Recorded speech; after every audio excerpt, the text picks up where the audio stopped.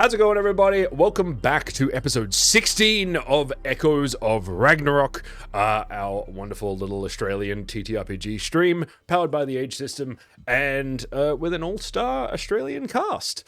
I'm a star. You are indeed. Yes.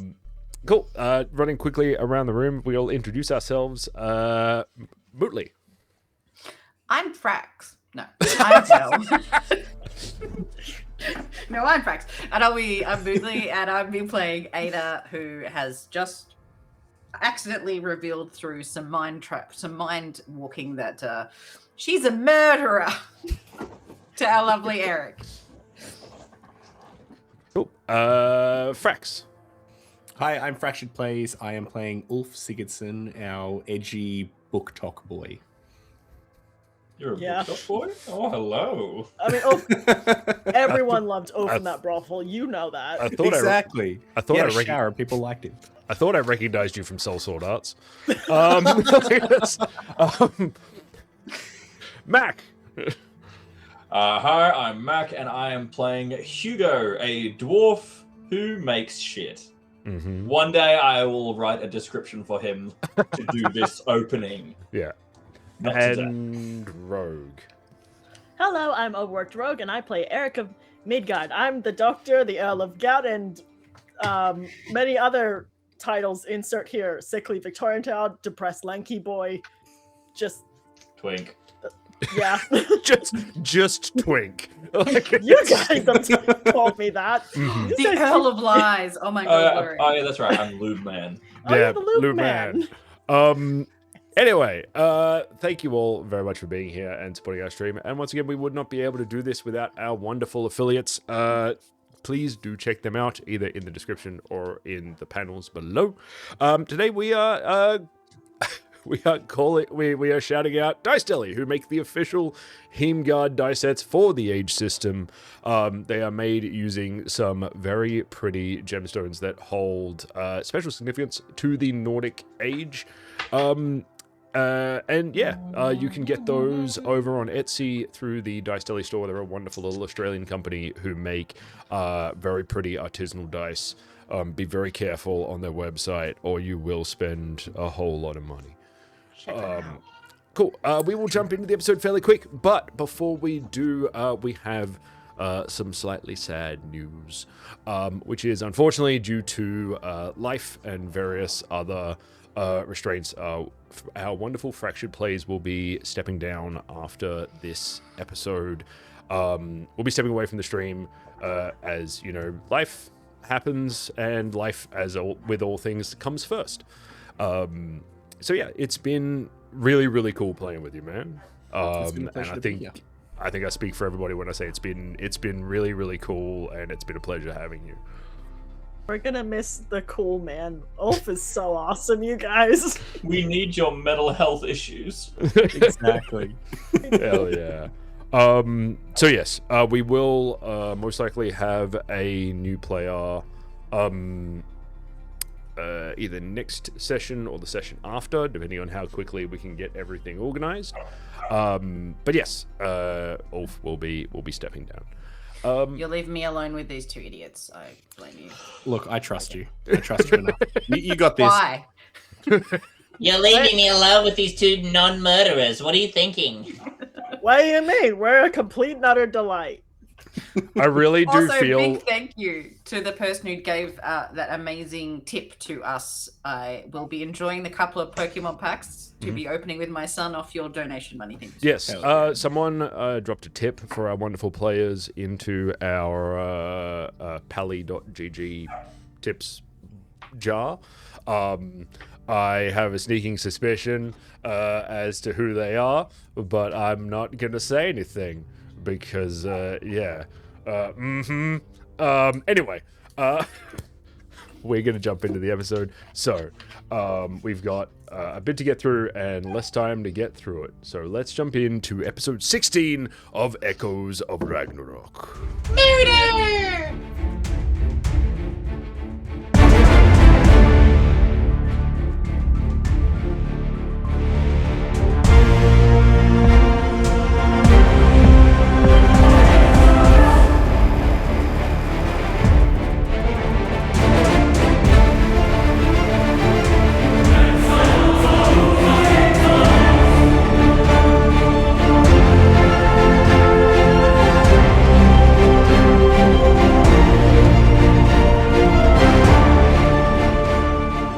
welcome back. Now, who would like to recap our last session?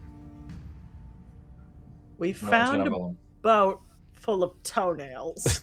A boat Made of A toenails. boat made of toenails. It's still filled with toenails. I'm not wrong. It was filled with bone bugs. It went big bada boom. Yes, the explosive device that Sag Also, I don't know if I Saga gave us said was it very good. on the day, but I'm really glad that you used that bomb there because I had no contingency plan if you used that in the final fight. I had no. I'm suddenly like, you were like, yeah, we could just throw this in there and blow them up. I'm like, yeah, you could do that. Like, And everyone's like, no, don't just kill everyone. But if we kill Life everyone, is there's never no that problem easy. anymore. just, I'm about to do an evil monologue. Grenade. What? Anyway, we were being chased by giant buggy toenails.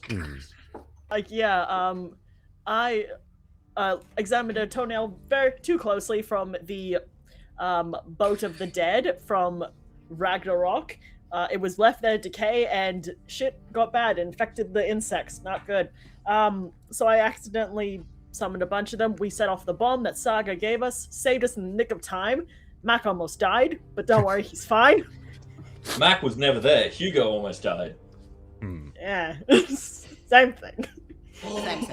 Same Short ginger person. I'm like 5'5", guys, just to let you know. Nice. But yep, we are essentially gone a bit further into it, found the guys we were looking for, and we did the really smart thing of going through the front door and not checking for traps. So Ada got blasted with mind magic, immediately panicked, and started sprinting. to be fair, you all got blasted with mind magic. The other two just blocked it out. We got Yeah. good. Yeah, we just was get good. Ulf accidentally wandered off somewhere. We didn't know where he was. He does that. But Ada started sprinting inside, thinking her loved ones were in danger, and we got into a very good fight. And we decided, fuck it, let's kill the bastards. And we have kicked the door in to see that dirty song bastard. I also We did check for traps and we did lube the door. I also We need to locked the door as well.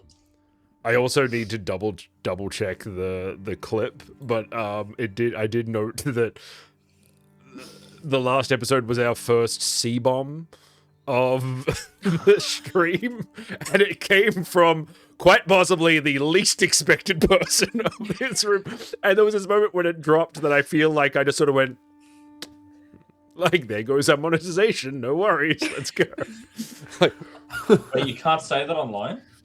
No. YouTube's got some weird rules surrounding swearing.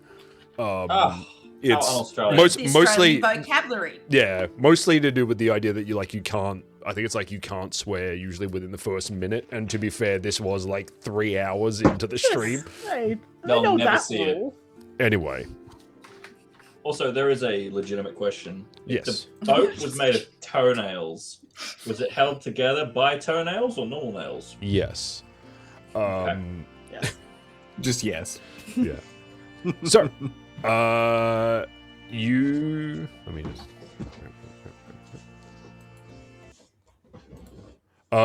So yes, you. The four of you, having rushed through this hallway, taking down like the various guards who are waiting for you along the way. You kick in these large double doors. The room beyond, seemingly waiting for you. As you enter, you see Olaug standing over the kneeling form of Arnor, staring down at the doorway. A group of kneeling cultists surround them as he looks at you and says, "Welcome to a show that would surely be one to remember. If there were to be any left who would remember it. As he flips open this book that he's holding and starts this low, throaty dirge, the ground beneath you starts to tremble and shake. The shadows deepen, and even the forms around him start to shift and darken as if in some form of like smoke or shadow. The keener-eyed among you will notice that as Olaug starts to sing, you see Arnor's head start to lift as if, like, lulling, as if groggy or like almost addled, as his mouth is moving in time with Olaug's. He is also singing. As this smoke rises to almost encompass this group, forms start to pull from, like, humanoid forms start to pull from the smoke, pulling towards you, and you see the ethereal figures of the cultists that surround him rushing out towards you. I need everyone to roll initiative. Motherfucker called for reinforcements. I knew we should have kept that bomb. We should have. Okay, next time we go on an adventure, we ask Saga for 2 bombs. We had 2, I'm pretty sure, but we No, used we one had- previous. We have No, one. we had How do we one. do this one again? It's been so long. It's since just- I've been in the fight, my brain's forgotten. You know, I'm gonna It's make a simple black powder dexterity. It's just add your dex. Cool. bomb. 14. 16. Oh. 16. Yeah, I think I'm just gonna make a simple black powder bomb this time. Just carry black powder grenades. 13.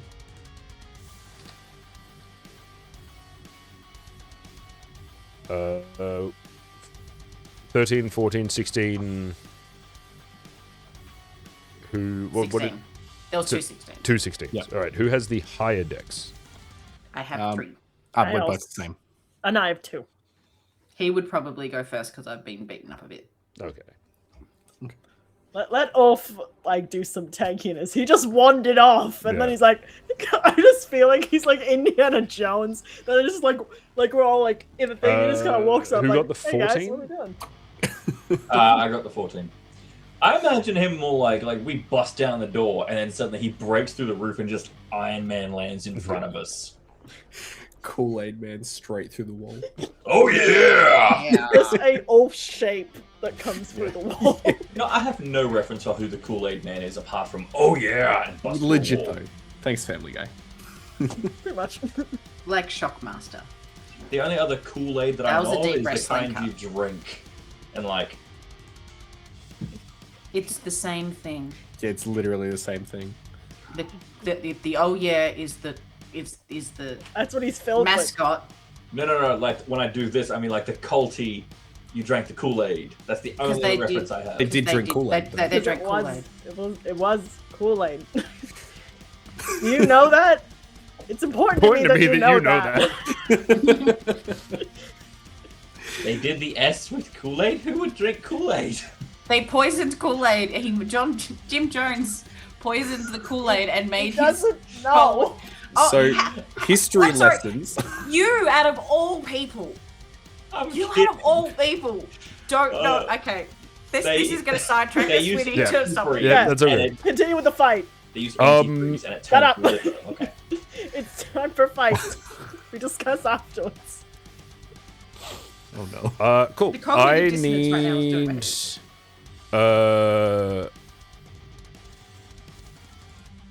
Ulf, Hugo, and Eric to make a willpower self-discipline test, please.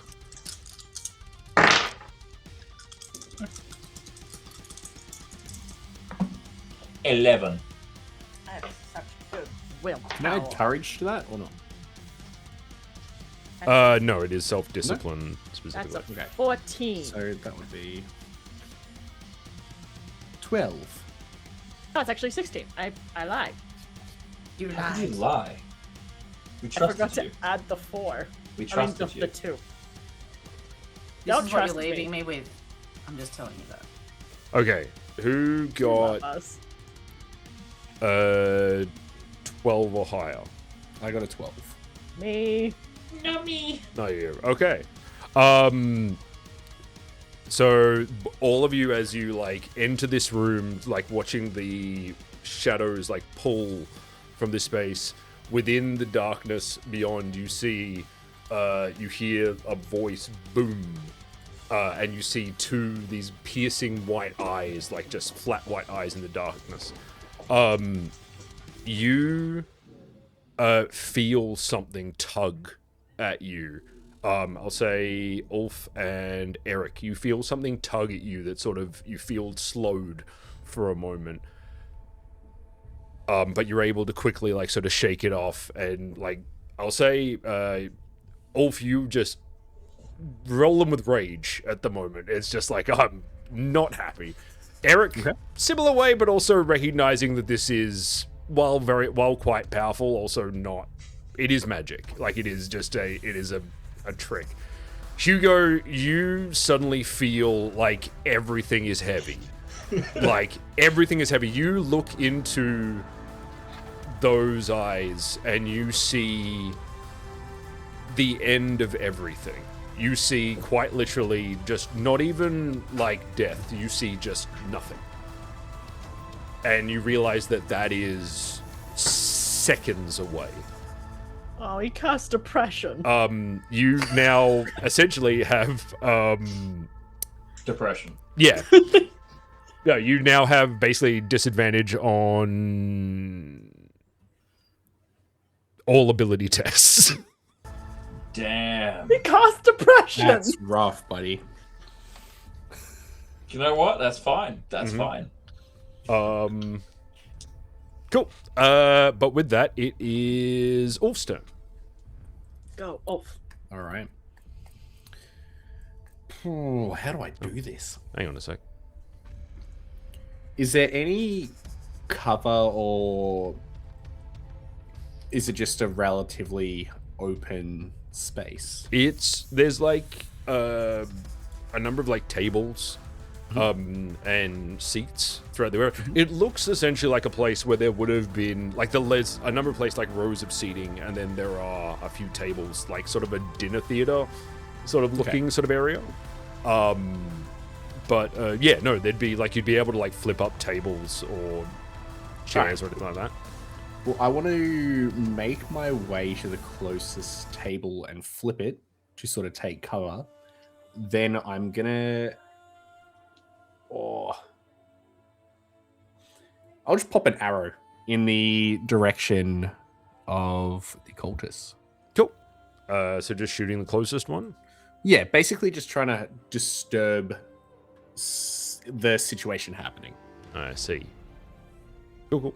Cool. Roll me an attack. Alrighty. Is... Also, Rogue, did you just sneeze like 5 times? That's usually my minimum. Oh, okay. I've sneezed up to 10, just 12. Interesting. No, that's so good. I just saw you do it like, I thought it was a cough, and then you like Things paused, and then went, I'm like, no, that was a sneeze. Things start getting fuzzy after 10. Alright, so that is 18. 18 hits. Cool. I don't remember how to do damage. Alright. Damage. Damage. So that is...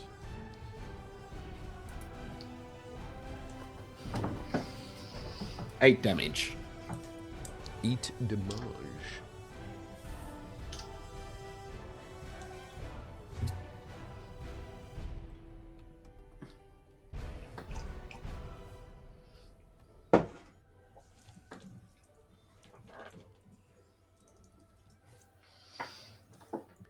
Cool. So you fire off an arrow, it like through one of them. As its head sort of whips around to look at you, you see sort of like just dark, hollow eyes stare over towards you.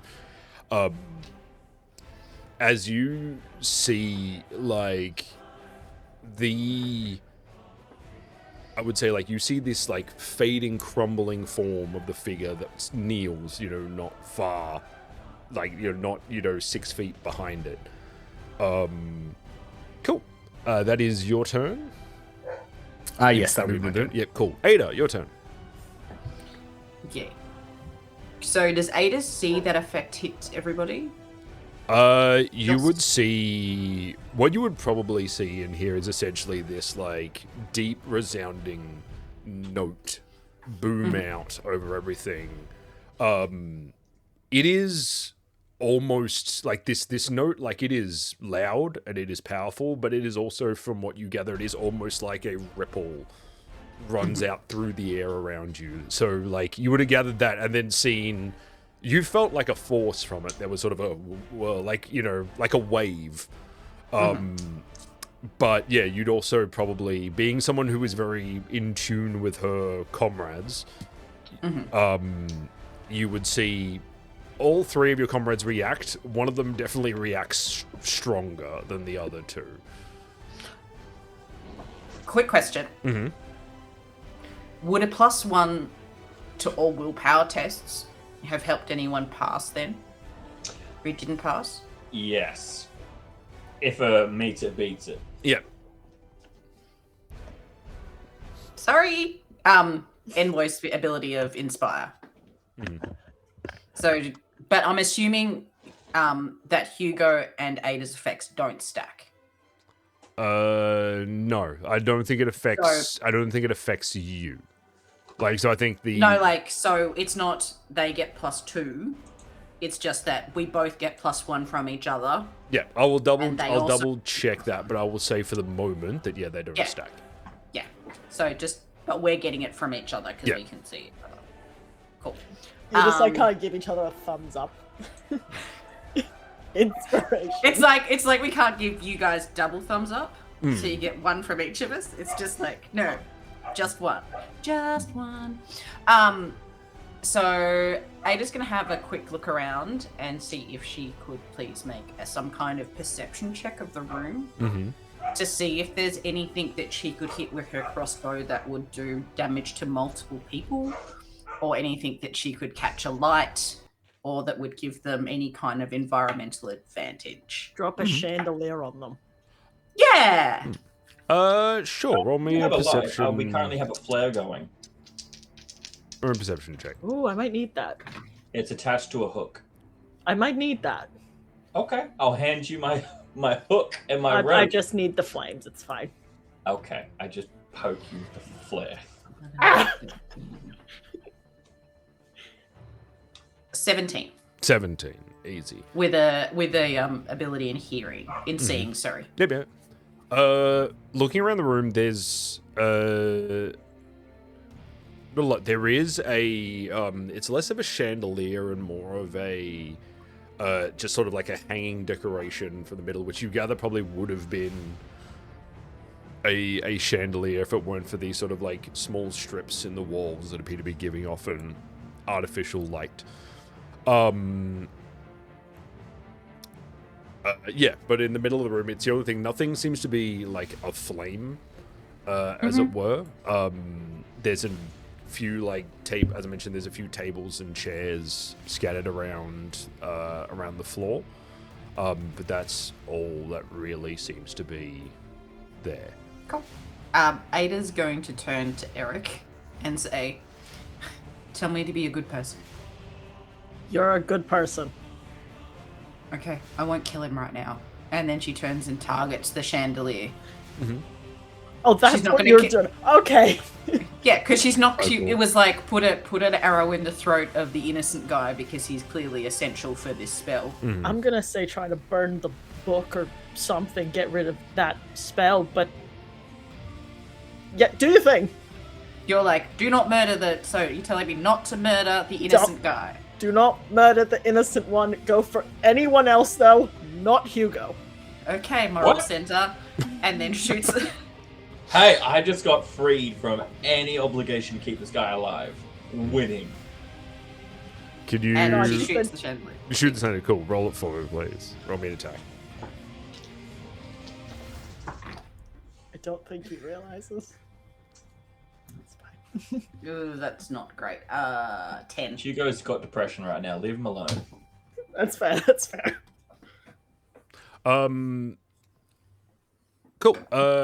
With a 10, while it is, not exactly moving, it is like the link to the top is a smaller sort of cable or sort of chain.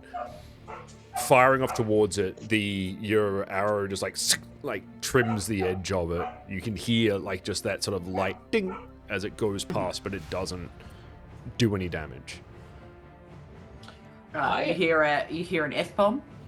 Laurie would also like you to know that you do have inspiration. I would like to use that inspiration, particularly funded by Pally.gg. Yeah. How do we get inspiration? Because I believe I've used mine. Players can give inspiration for the day. I need to get someone to be my official inspiration tracker. Chatters can give us inspiration. Yeah. Not players. 15. Which, if you're watching this on Twitch, you can come and check it out and watch this live, and also, give players inspiration for their next session in the chat. Influence the game. Control the future. Sorry, say again? And it's all like, if any god's gonna end the world, it will be mine. And shoots again for a 15. 15. Cool. With that, you with a 15, you fire off a shot, and it just straight through the center of this sort of chain link that's holding the thing, which, while you gather was pretty strong once upon a time, is now fairly rusted and brittle. The this sort of large hanging chandelier plummets down towards the middle of the area where these sort of spectral cultists are. I need to roll some damage here. Hold on a second. I'm gonna laugh so hard if that's just the end of the fight. It's just like, and then just gets squished. It's like, well, okay. My brain was just thinking you're trying to shoot the rope.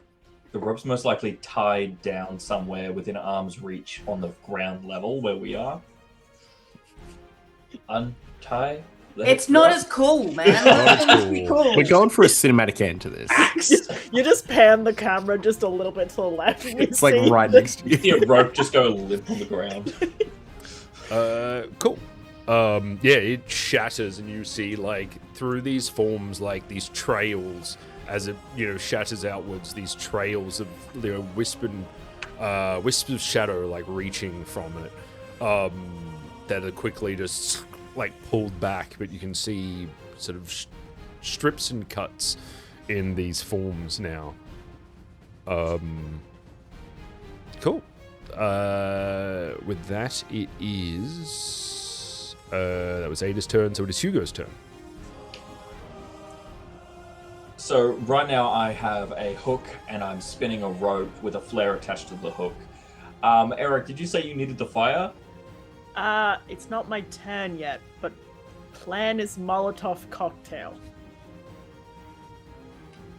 I have rubbing alcohol in my bag. Throw it. I would like to hold my turn, I guess, if I can do that. You can dig around in my pockets if you want. I'll probably let you do it. Would I be able to do that, almighty, handsome, gracious GM? Big boss. To grab something out of Eric's pocket or and medical bag. It My would. idea Hands down my pants. Okay? It would be. I would say reaching into someone else's bag to get something that would be your major action. Would I be able to hold my major action and just say, toss it, and I'm just gonna prepare for when Eric throws the rubbing alcohol, and I'm gonna try and slam the flare down on where it lands. If I remember correctly, there is a setup action that can be done with the age system. So you can, set that up and then essentially have that ready. I would like to set up my action. And I look down at the shadow holding my legs and say, you were conjured within 6 seconds. I was raised for what you're built for. And then that's the end of my turn. Sweet. Eric, it is your turn. I'm gonna pull out some rubbing alcohol from my medical bag. Mm-hmm. Kind of run up as close as I can to Ulag, the dirty song and dance man, and throw it on him. Cool. Just hoping it would just smash, and him and the book is covered in alcohol. Cool. Can you roll a accuracy test? Yeah. Yes. Come on, big numbers. Okay. That's not bad. Okay. Just imagining the bottle hitting Olag and it not breaking, and it's just thump. That's some proper glasswork right there. Damn it! No. Actually, no, I always forget to add the accuracy. I got 15. Heck yeah. 15. Okay. I was nervous there for a second. So you're throwing it at Olag? Yes. Cool. It flies, like tumbles through as it hits the edge of this this shadow, this sort of like orb of shadow that seems to be surrounding them. Mm-hmm. It shatters. However, you do see that the flames from inside scatter inwards and across the stage above you. You now see, as it's like slightly illuminated inside, this almost fully like abyssal what's the word, ebony character like Olag floating just off the ground, eyes pale white, as he continues this song, flames licking up the curtains around him. So he has like a little force field that's not letting us get to him, essentially. Well, as far as you saw, like, here's the thing, and this is I'm giving you this because this is Eric's mind for magic and for science and blah blah blah blah. And my It did not allow the glass through. It allowed the fire through. Got it. It allowed it seemed to stop the glass. It couldn't stop the flames. Interesting. Cool. So the stage is now on fire. And with that, it is the cultist's turn. I helped. I You set did a everything on wonderful fire. job. Maybe even the victim on fire. No, I'm sure he's fine. You'll never sing again. That's fine. I don't think he should after this. Pick up a trade, maybe. Yeah, something Okay. useful. Like glasswork.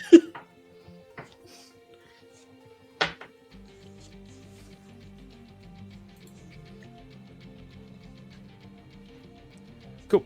So the cultists start to span out towards you. All two charge over towards you. As they're going to throw out some attacks. First one is a 8. Is a what? That would be a brain 17 to hit. That certainly hits. And the second one would be a 6, 8, 11 to hit. That one does not hit. Okay.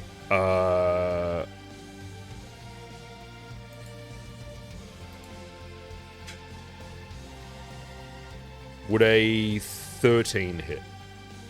13 hits. Cool. Does me being in cover technically help? Would for a ranged attack? Yep. Not in this case. No, fair enough. Fair enough. So here's what happens, because this is interesting. Like, let me quickly roll. So that is 8 damage for the first, and 3 damage for the second. Look, I'll take that. Yeah. As you are watching, like, as you watch it, like, these cultists charge towards you. Both of them lift their hands up, grip at their palms, and pull. And as they pull, these long coalescing shadows pull out into more or less short swords. As they then charge towards you and stab. The first one, like, stabs down into your, into your shoulder. As you pull to one side, you see the second one coming, and as you try to pull to one side, you see the blade is going to miss. Like, from the stab, your warrior training says, like, that's going to miss. That's enough room for it to miss. As from where you are looking, you see the shadow of Olaug in this sort of fog. His head whips around to look at you, his hand reaches and pulls, and you watch as this dagger just writes itself straight into your ribs. Oh. Cheeky bugger. And that is going to be an attack for Eric and Hugo as well, as the other two charge forward. Uh-oh. And rather they didn't. That joke about TBK seems very real now. Oh boy. That's all right. I'm gonna die. Hugo, 15 to hit. That hits. And for Eric, 14 to hit. That is my defense. So it hits. Now. You got higher defense than me. Jesus. So that is 8 damage for Hugo. Okay. Hi, these dice. I gotta say, Dice Deli, these dice do not do middles. I have rolled only 6s and 1s. That is 3 points of damage for Eric. Yay! My armor tanked it. Yay! How do you have 3 armor? I have 3 armor. I suited up before I left. Okay. Remember, I went to Mafia Sugar Mama and she got me suited up. And threatened all of us. Mostly, I'm Ada. Yeah. Cool. So with that, as they charge forward, pulling these shadow daggers out and start attacking. Ulf, it is your turn. You now have these 2 cultists, like, on top of you at this stage. So are they still, like, stabbed into me, or did they withdraw them? They would have withdrawn. Like, either way, like, if you want to do something, but, like, yeah, they would have just stabbed and pulled back, essentially. Mm-hmm. I don't remember. Swapping weapons, that takes... Swapping weapons, I believe, is a free action. Perfect. All right, so I'm going to quickly sling my bow over my back, pull out my short sword and the sakes that I was given. Mm-hmm. All right, and I'm a shank some evil homies. Cool. All right, so attack. Need to reread dual weapon fighting style. All right, but I will roll. They're both, like, right on me, yeah? Yeah. Like, they are still, like... Main thing you've noticed with these guys, as we confirmed with one of the live cultists in the previous... Well, not anymore, but yeah. These guys, like, you are used to people fighting in a way that is... To survive. To survive. It is a survivor thing. It is a survivor or whatever. These guys are just aggression. Like, this is, I no longer care for my own life. I just need to make sure that this guy stays alive long enough to finish what he's doing. Like, they do not seem to be worried about. They're just like, I'm going to put you down. All right. Well, I'm going to swing an attack at both of them. One of them, I want to try to jam the sakes that I was given by Sigrun into their head. Mm-hmm. And the other one, I'm going to try to stab it into just underneath their sternum to sort of push them back. Mm-hmm. Do I have to roll for both, or is it just one? Okay. Well, it'd be... Unless you have something to do it, it'd be you get one attack. Yeah, so it's dual weapon style, and Okay. then the other one... Does dual weapon style give you a second attack? So it says Hold on, let me just reread it. Oh, Switch your bonus action with another... Yes, so I can switch my bonus action with another activate action, but the second weapon strength requirement goes up by 1. okay. So you're basically using your... Instead of moving, you're using your second action to stab the other guy. Yeah. Cool. Easy. Okay. Done. So that is a... So I got 2 6s, by the way. Oh. And a 4 on the stunt. So Well that's done. cool. So 6, 10, 16, 18, 19. 19 hits. Yep. Or yep. So that's gonna, stab in the head. Mhm. That one. I'm confusing myself now. That's all right. roll damage. Yep, so that. All right, so damage for the sakes is going to be... That'll be 6 damage. 6 damage. Yep. And then the short sword is going to be 5 damage. Wolf is so cool, you guys. And now, are there any cool stunt things I can do there? Mighty blow. Yes, definitely look at stun points. Mighty blow, lethal blow if you have 6 stun points. So I don't have lethal blow, sadly. You don't have lethal blow? I only have no. 4 stun points. Oh, I see. There you go. Yeah, sorry, not enough. Sorry, you said double 6s, and I thought it was. You said then. Oh, once no. everyone on So I the got a stun 4 dies. on the stun. Yeah, cool. I wish it was 6s. That would have been sick. Lightning blow, attack means lightning attack. mighty. You get another attack. Or mighty blow. I think it's You can do second that attack. twice. You can't. Or You dual can't strike. do Oh. stunts twice. Dang it. The only rule around stunts is you can't do the same one twice. We haven't done a lot of fighting. It's- Yeah. Dual strike. True.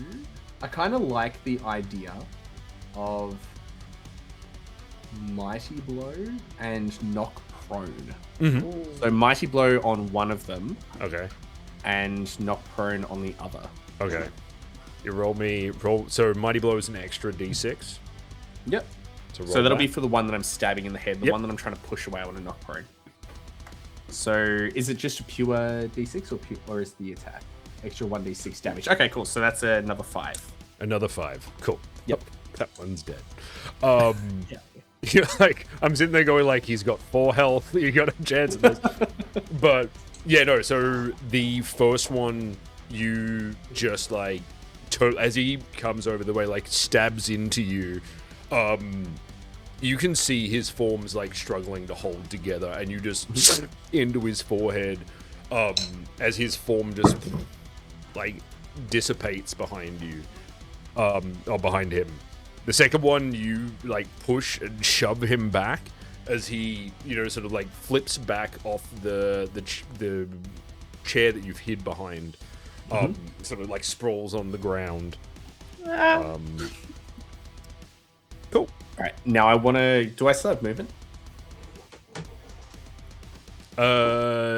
No, because you use your No? bonus action for the Cool. the extra All thing. good.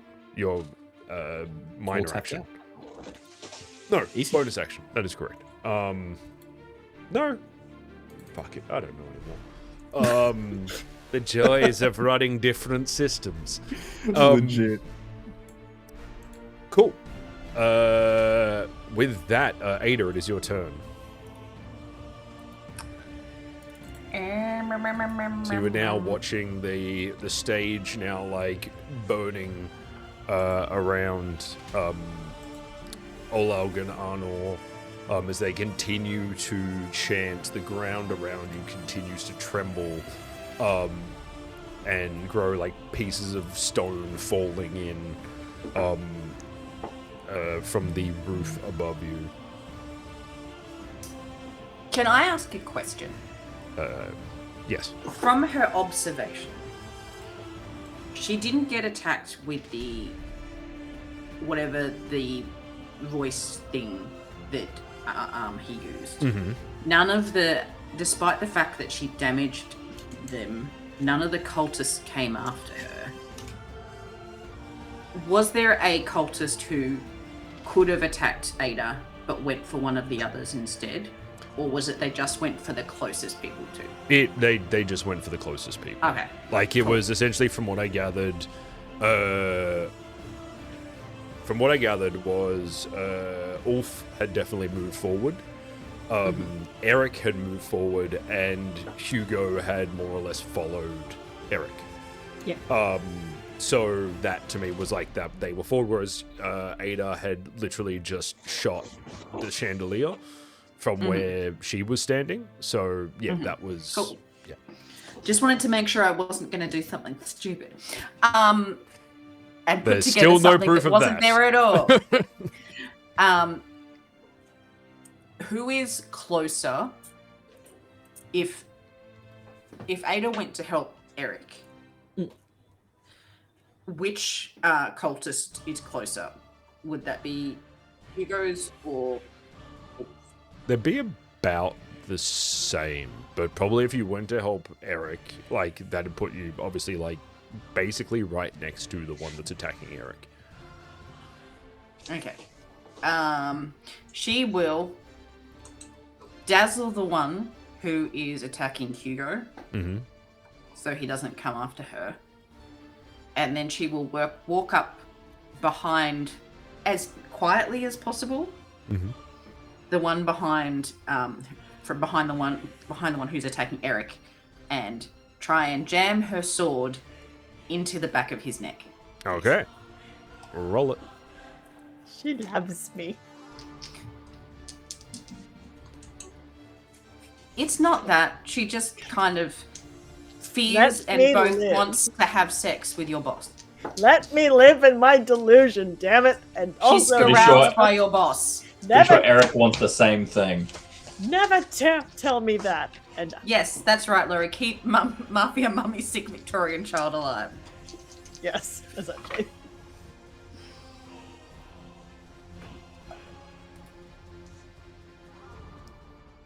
That is 14.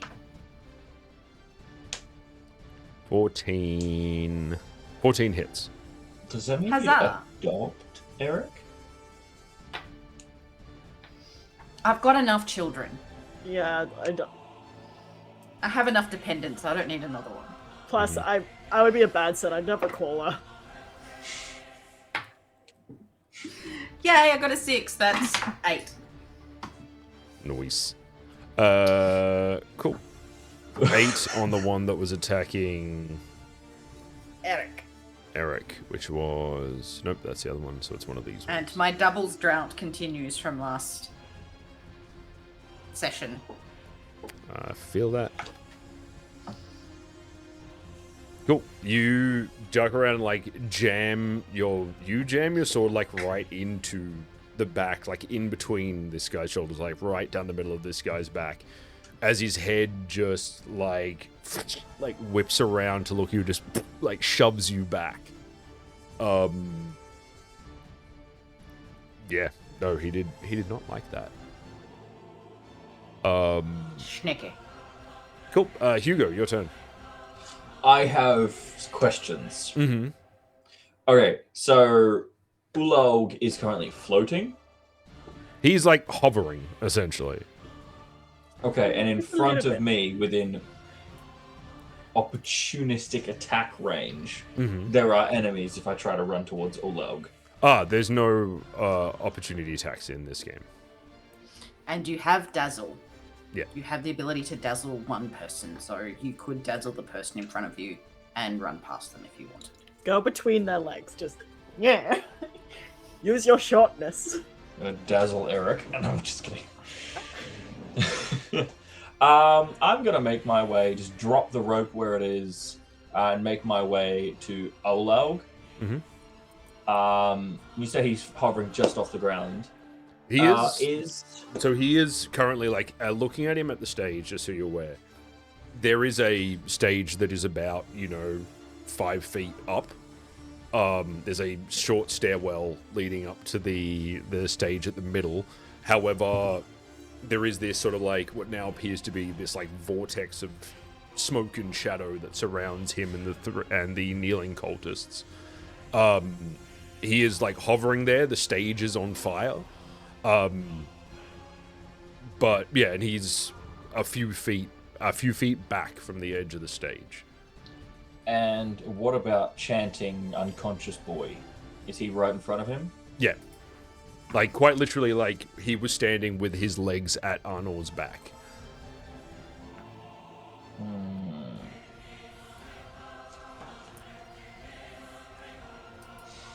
I kind of want to grab him.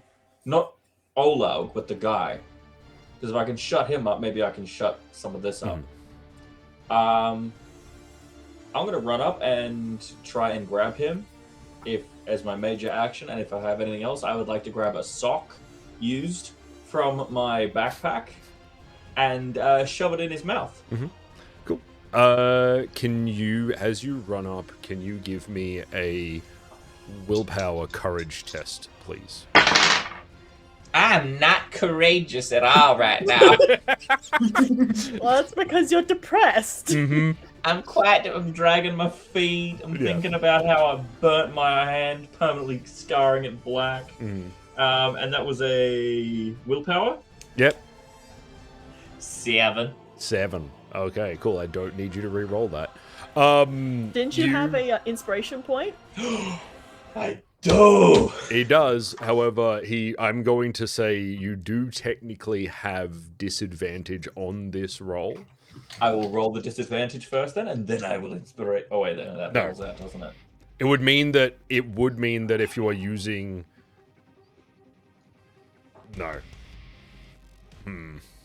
How to do. Set the stage for the rest of the campaign. No, TGM. that's not how this works at all. I will say. Here's what I will say. You can use your inspiration point, at which point you will roll with disadvantage. I'll take that bet. That's a damn good deal. I'll take that deal. All right, first roll.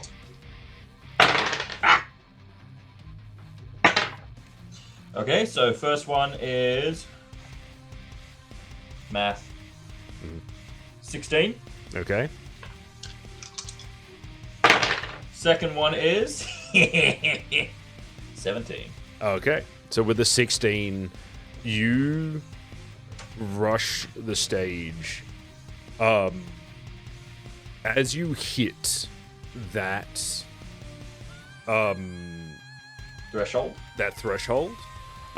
you feel like both with this sort of like rushing wind, there is this weight that hits you.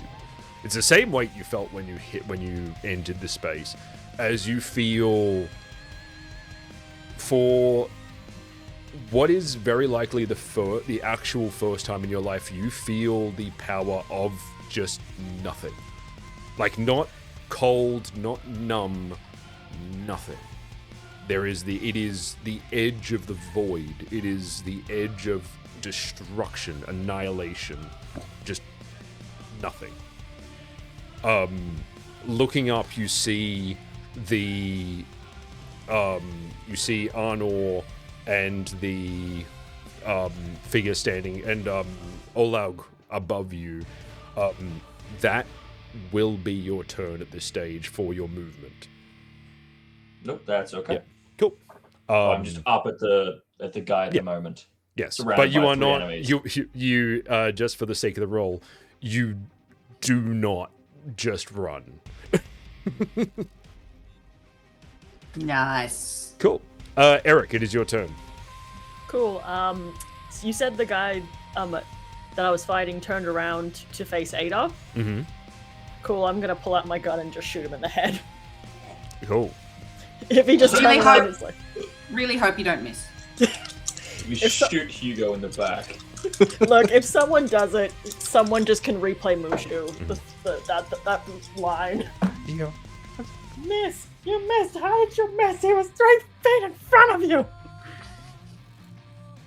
Excuse me while I just do the Look, math. The because closer I'm someone lazy. is when you have a firearm, the more difficult it is to hit them. If they're moving around. That's a 16. 16 Huzzah! hits. I don't accidentally get hit by a gun. Heck yeah.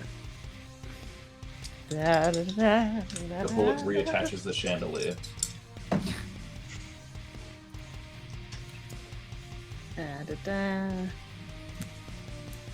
That is 7 damage. 7 damage. Damn. Cool. Yeah, you just like as you were like holding out the gun to the back of his head, just as you do, his head just like in a small cloud of smoke that you have just like blown away. It just disappears quickly, followed by the dissipating rest of his body. I really hope it. Oh, good. Oh, cool. It's just smoke. I was gonna be like, "Hey, close your mouth."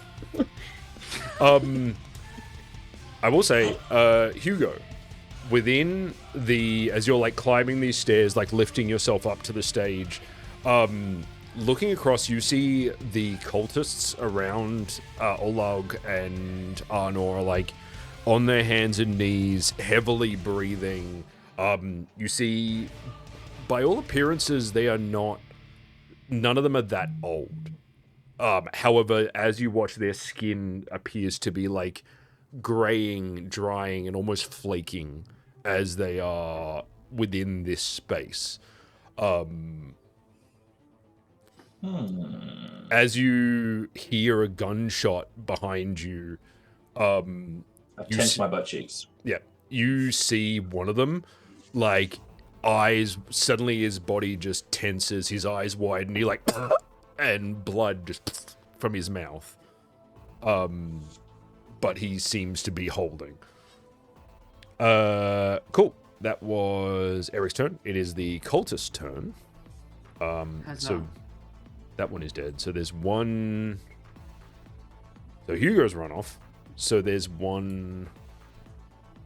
I'm gonna say. Here's what I'm gonna say has happened. First of all, the one on the ground is going to get back up and is going to attack.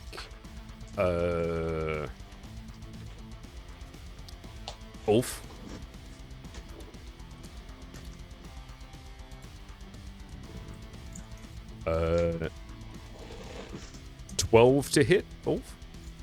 That meets or beats it. Meets it, beats it. Cool. That is 5 points of damage.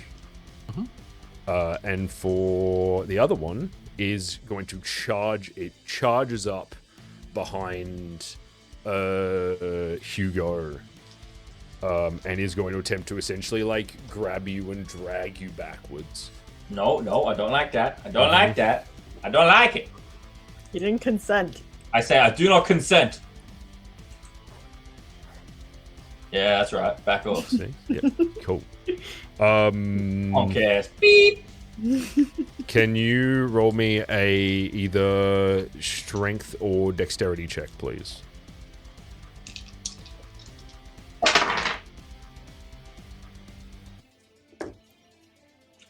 $12.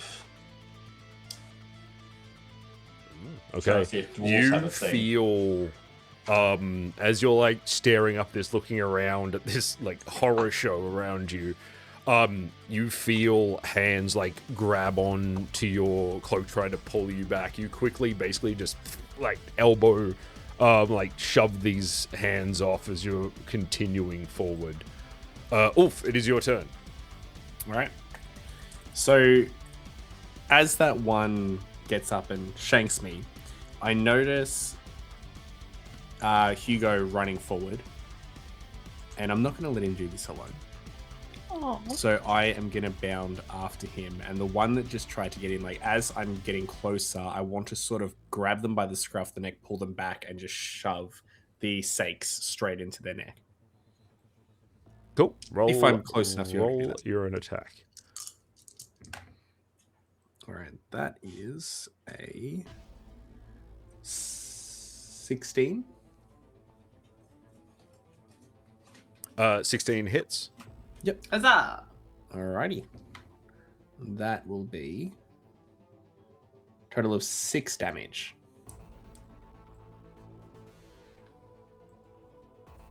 Cool. As you've run up and done that, Dragon, am I in any kind of mental state to communicate, or is this more of like a pressure on both mind and body type situation? Like G-force? You, like, physically, you feel that you are in a, like, minor hurricane. Like, it is very heavy winds, like, it is buffeting. Like, it is just, like, you know, very, like, whipping circular winds around you. Like, okay. with, like, emotionally and, like, mentally, you are quite literally being faced with the very real, like, bringing of actual annihilation, you know, being drawn down on you. I'm going to say Hugo can't think too much to communicate right now then. Mm-hmm. All right. Cool. That is your turn, Ulf. Yep. Ada, your turn. Are there any cultists left?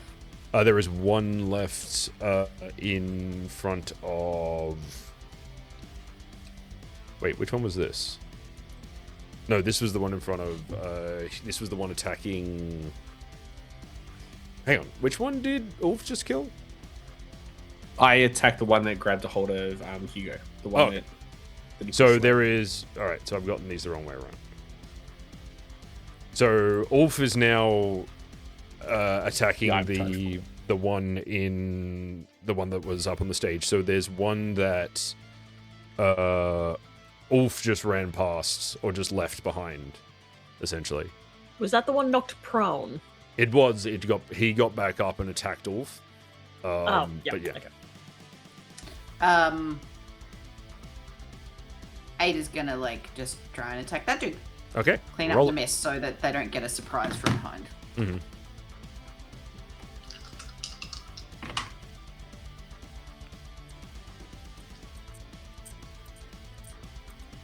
13. 13. 13 hits. Huzzah. 6. 6. Cool. You fire off a shot as it again. Oh as no, it- she's using her short sword. Using a shot. Oh, say cool. Yes. So you stab down at this guy into the shoulder as your blade just like straight through him.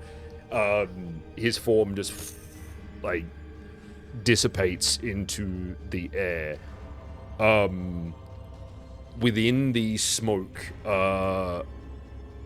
Hugo, you see another one of these figures as it clutches, another one of these cultists like clutches at his chest and starts to almost like gag and gasp, like blood starts to pour from his eyes and his mouth as he just like slumps forward onto the ground.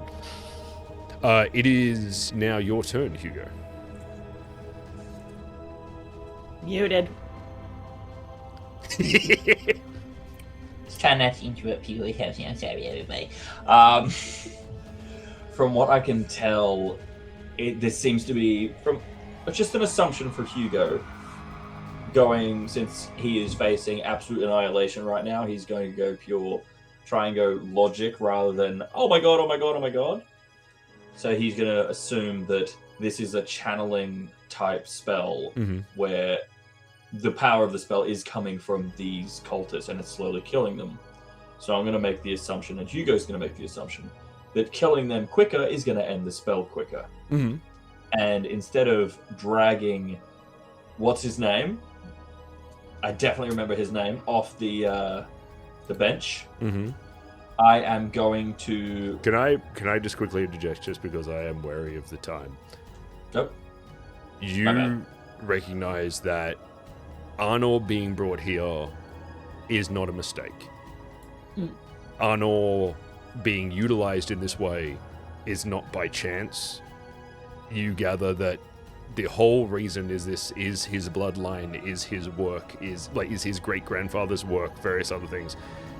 Arnor is a key to this.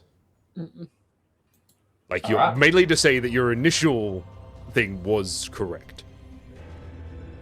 Okay. Yeah. I am going to use my action then, and I'm going to reef him off the stage and chuck an old sock in his mouth. Apologies. I just for the audience, I wouldn't normally do that, but we are on a bit of a time crunch tonight. And I appreciate it. Yeah. You charge forward. Can you roll me a strength test for me, please? Come on. Yeah. So that's an 11, but I got triple threes. Let me bring up a little charty thing, see if I can do a little turntables.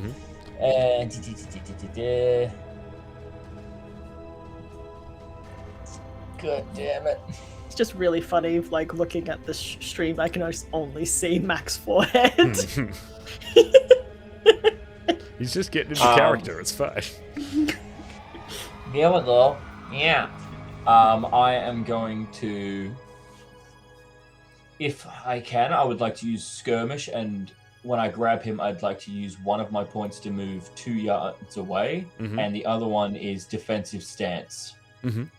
So you're able to, rushing forward, you're able to grab him and start to drag backwards. As you pull him back, you feel him resist. He holds where he is. And you see his eyes are lolling, rolled back in his head. You grab hold of him and he is ice cold.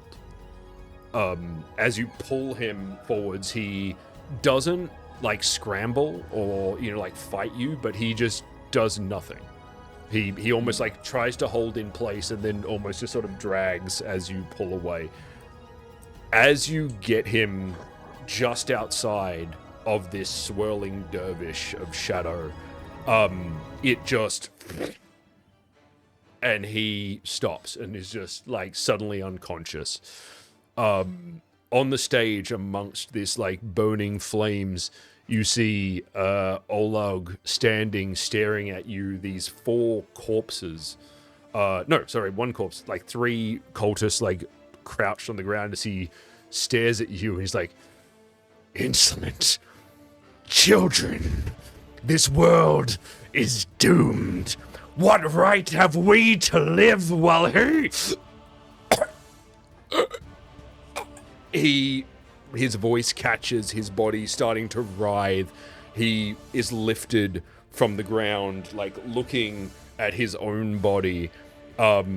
He claws at the airs around him until suddenly one arm, he just, with a sickening crack of bone and a squelch, just pulls back to him as he lifts the other one, and it just, his body pulling and folding in, crunching under this immense force as he's pulled back into a small central spot, and then just is gone. The other 3 cultists on the ground give this sort of and then just land flat on their face. As he was asking that question to Hugo, Hugo's just going to look down at the body and then look up at the whatever corpse that is. You're like, "I like coffee, mate. I want to try more of it."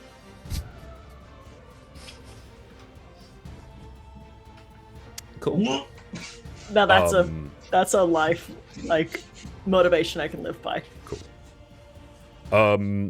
For the sake of expediency, just because I know Ada burns everything to the ground. Yeah.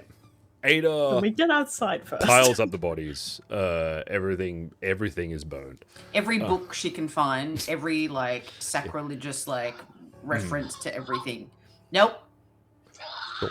Nope. Ada, you pick up. Unless she touches something that someone else tells her to keep. Cool. You find on the floor in the middle of this area seemingly untouched. There is a single book. Within it, there is what appears to be music. It is sheet music. Above the top, you see the what is it called? The ode. Hold on a second. The Dodigal? No, that's the group. That's the cult. Dang it. I need to organize my notes better. Are we trying to find the name of the cult? The name of the song. Because it was the Dirge of Ingve or the Ode to Frey. Yeah. Yeah, so it is the Ode to Frey. That's hard. Can you roll me a... just roll me an intelligence test, please. You mean sea navigation won't help her with this? No.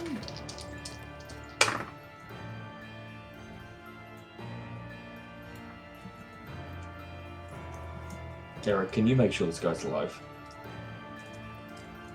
Yeah. I think that's my first point of call. I have 14, but I have inspiration, so I'm pondering, is it worth a reroll? That's all right. You recognize that the difference in this moment, as you're looking over it, the difference is in this that you, especially from what you've just seen, are well aware of arcane music, like the spellcasting through music. The difference between the Ode to Frey and the Dirge of Ingve is the key. If you play the Ode to Frey, is written in a major key. However, if you were to sing it in a minor key, you get the Dirge of Ingve. And it is a difference between creation and destruction. Interesting. Ada sets it on fire. Cool. Yeah! It burns, you toss it into the flames that are currently consuming this place. And all of you get out of there. Returning, unless there is anything that people desperately want to do down here. I unlock the door, Twiddly D. Returning to the world above. As you continue out towards the trading post, you see Sigrid standing, watching you drag a unconscious young composer through the streets. How is Arnois? Is he? He is alive. He seems like, you check him over, he's fairly weak. But he is holding. There's nothing really that can be done for him that can't be done with a good night's sleep and some rest and recuperation. Looking over, she looks over all of it and is like, basically gets her guys to take Arnold. Such as we will have him returned to his rightful place. She turns. You don't think you should hide his name, change his name, and never tell anyone who he is again? We will organize that.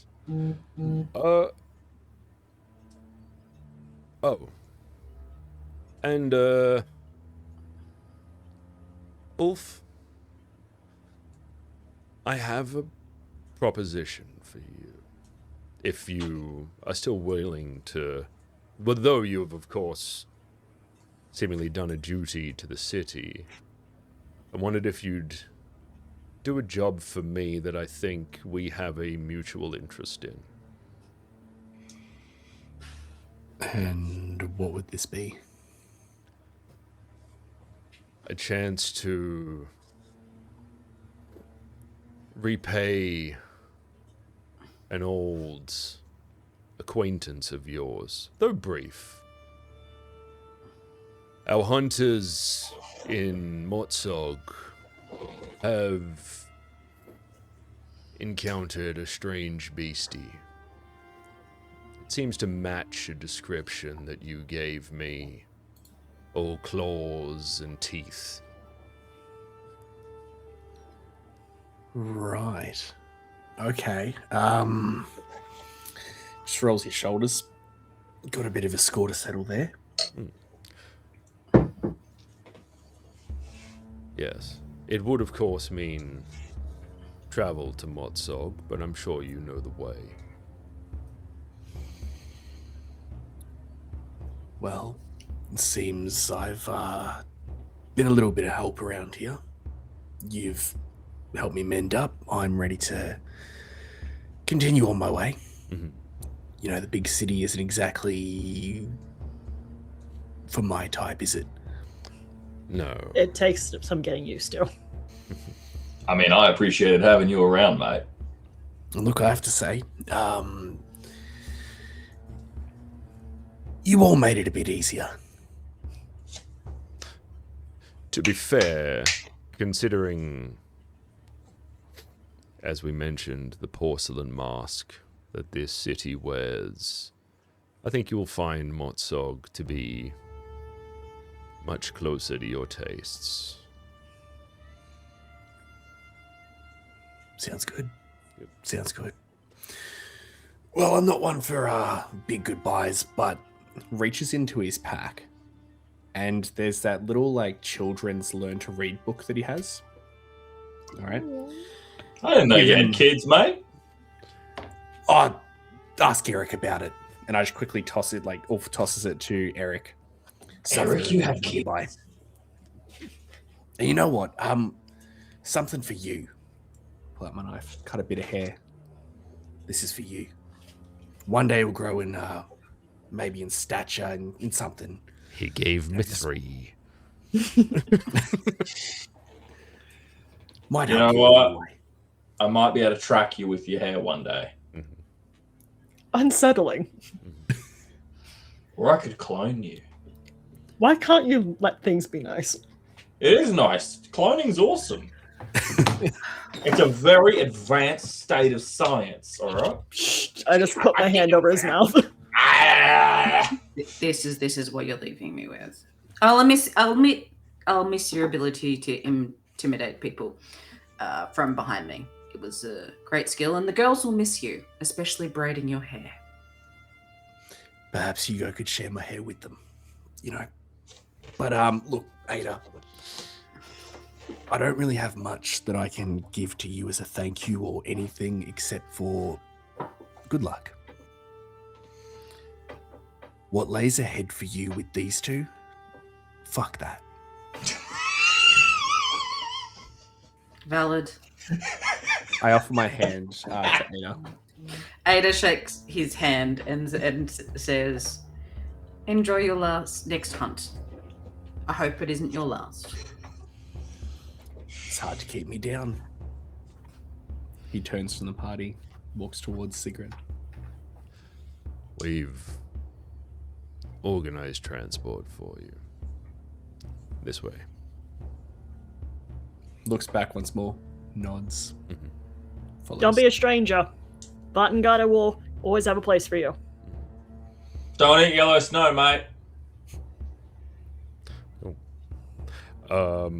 Cool. Just as a quick pause and an aside there, due to the time constraints is that Frax does have to run off.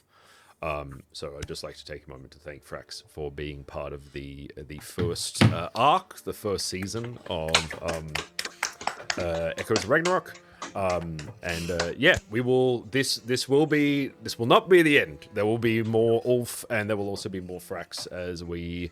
I have other plans in mind to do more YouTube stuff. So make sure you're checking out our YouTube page. Super duper keen.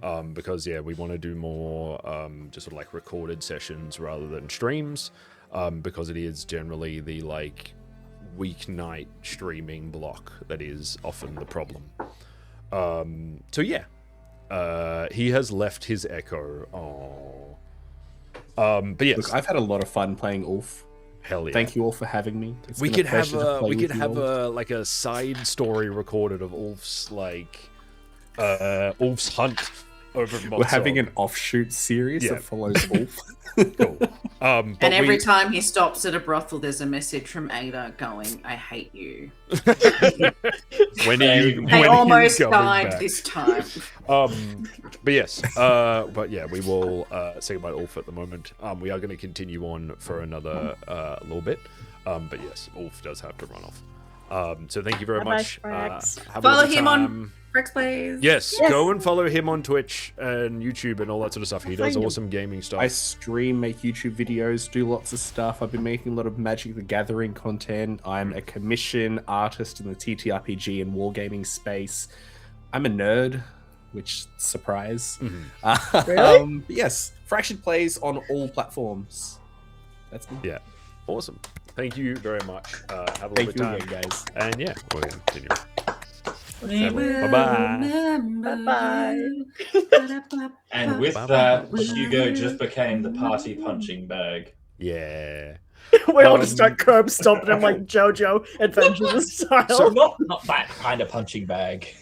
So, It does feel like you need to put that little logo of wasted in red, the GTA, over Yep. Frax's picture that you wasted. So the rest of you now left as Ulf and Sigurd continue off, heading back towards the trading post to prepare for Ulf's mission. Yeah. What are the three of you doing? I will say each of you by this stage have now spent a few solid hours underground and fighting, so you are probably fairly tired. Covered in gore and dirt. Yeah. There's. What would you like to do? Ladies and twinks first. Well, I can use a drink. You Anyone? stink. So let's And I just go want to to a drink. less pretty bar. Can I have a shower first? We'll meet you there. Yeah, I got a bunch of those bugs on me. It's not nice. Are we near the wharf at all? The wharf. Yes. Yeah, it's not. It wouldn't be far. Like there's not a lot of Vartan. Oh, I was just wondering if he says, I need a shower, and Ada just kick him into the water.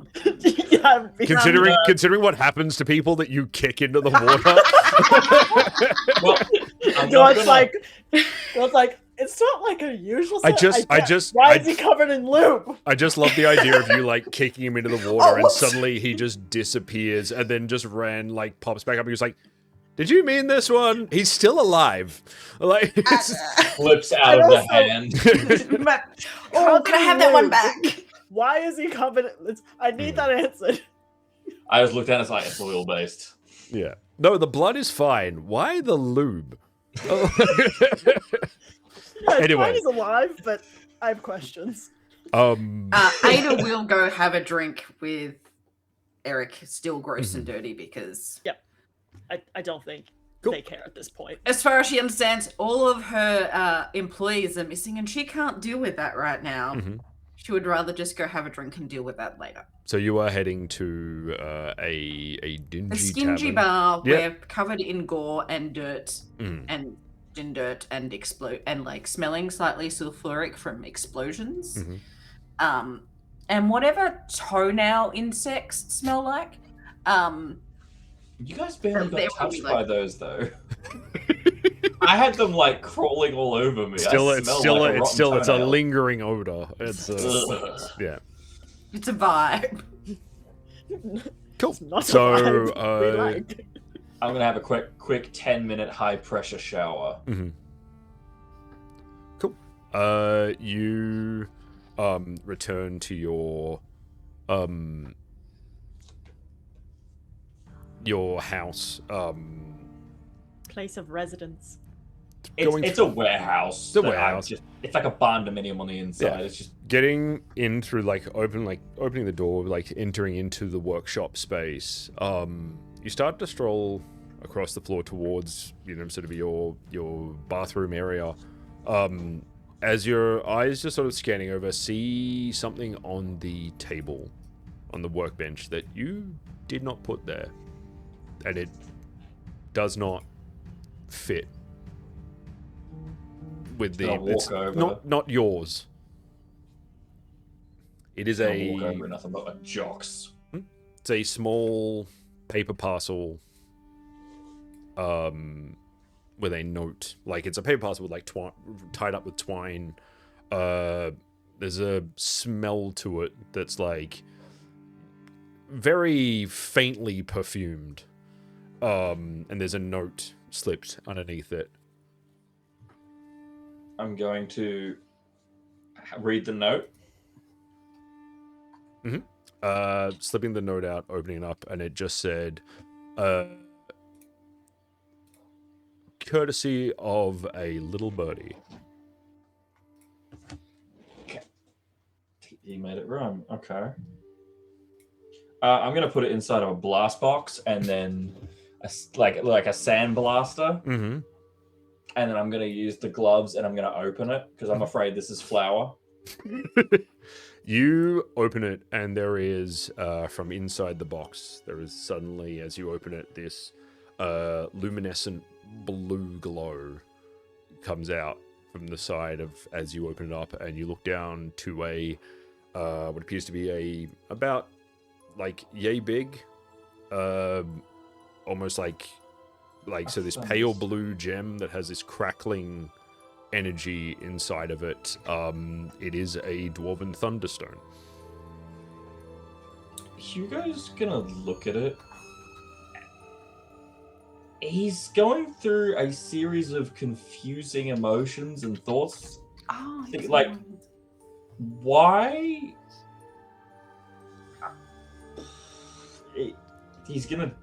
He wants to check if it's fake, but he doesn't really have the time right now. He's like, does Hugo? Can I quickly just interject?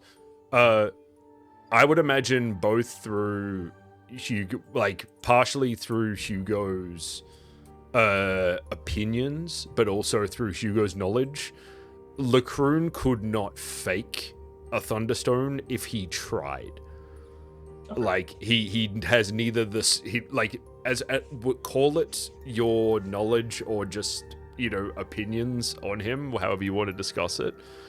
As far as you are aware and as far as you consider, Lacroon would not have the skill, especially to this extent. As far as you look over it, this is a Thunderstone. Like, this is a genuine Thunderstone. Hugo's reeling.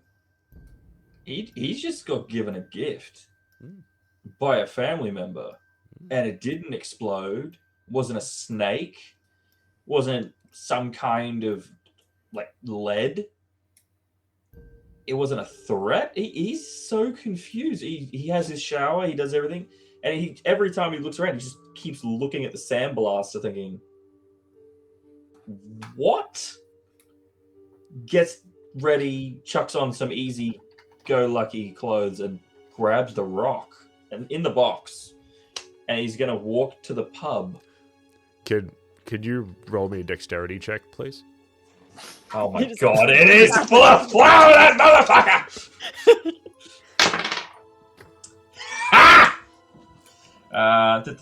11, 12, 13, 14, 15, 16. Okay. As you lift you reach in, you grab the Thunderstone, like lifting it out.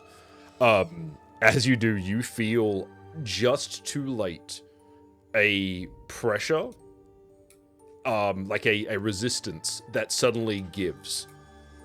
Is this inside the sandblasting box still? It is.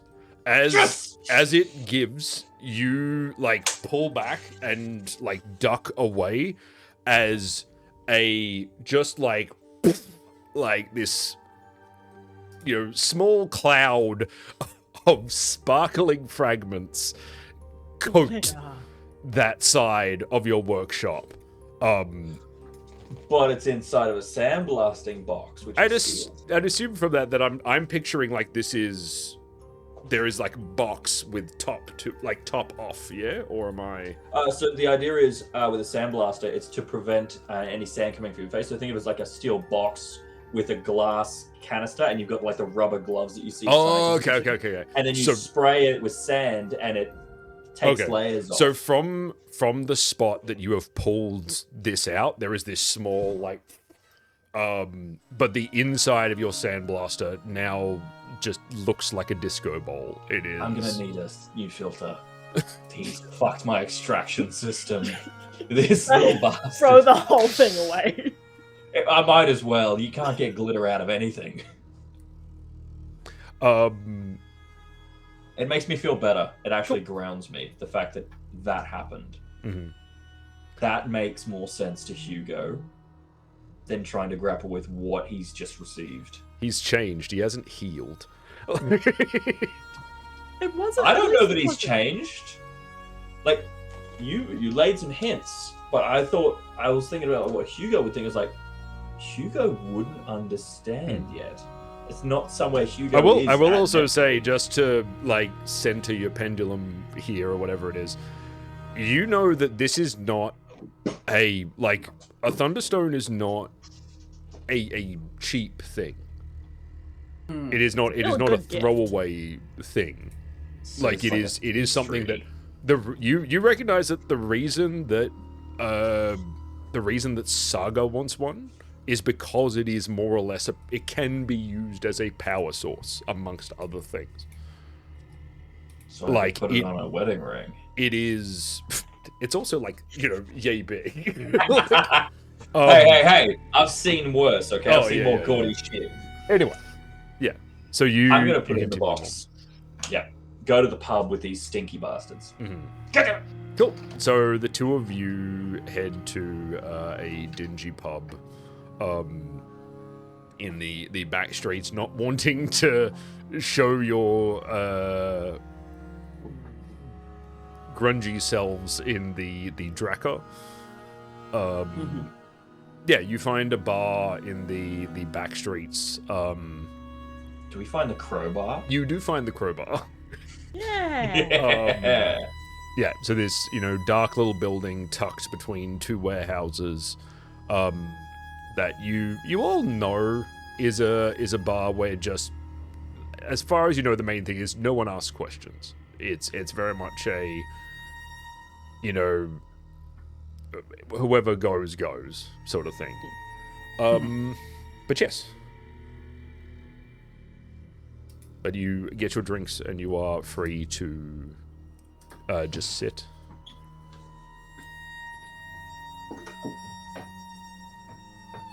There's something that's still annoying me. What are you ruminating your brain over as Ada knocks back another drink? Was a result of Ulag's death that he didn't finish this spell, or did something else like tore him apart like that? You watch as Ada literally she's pauses as she's swirling her drink in her glass, and she kind of almost seems to look into the liquid that's there and pauses for a minute.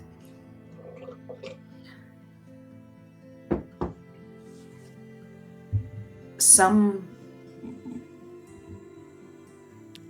gods or entities offer great power. But when you fuck up, there are great consequences. Their tempers aren't, and she tilts her glass again, just kind of swirls, easily sated with a, "I'm sorry. Let me have another try." It's probably why I call most of them ungrateful. Not worth anything. I'm glad you reduced that book to ash. Why give reverence to a hymn of a god long dead? I'm more like, let's not destroy the world. That too.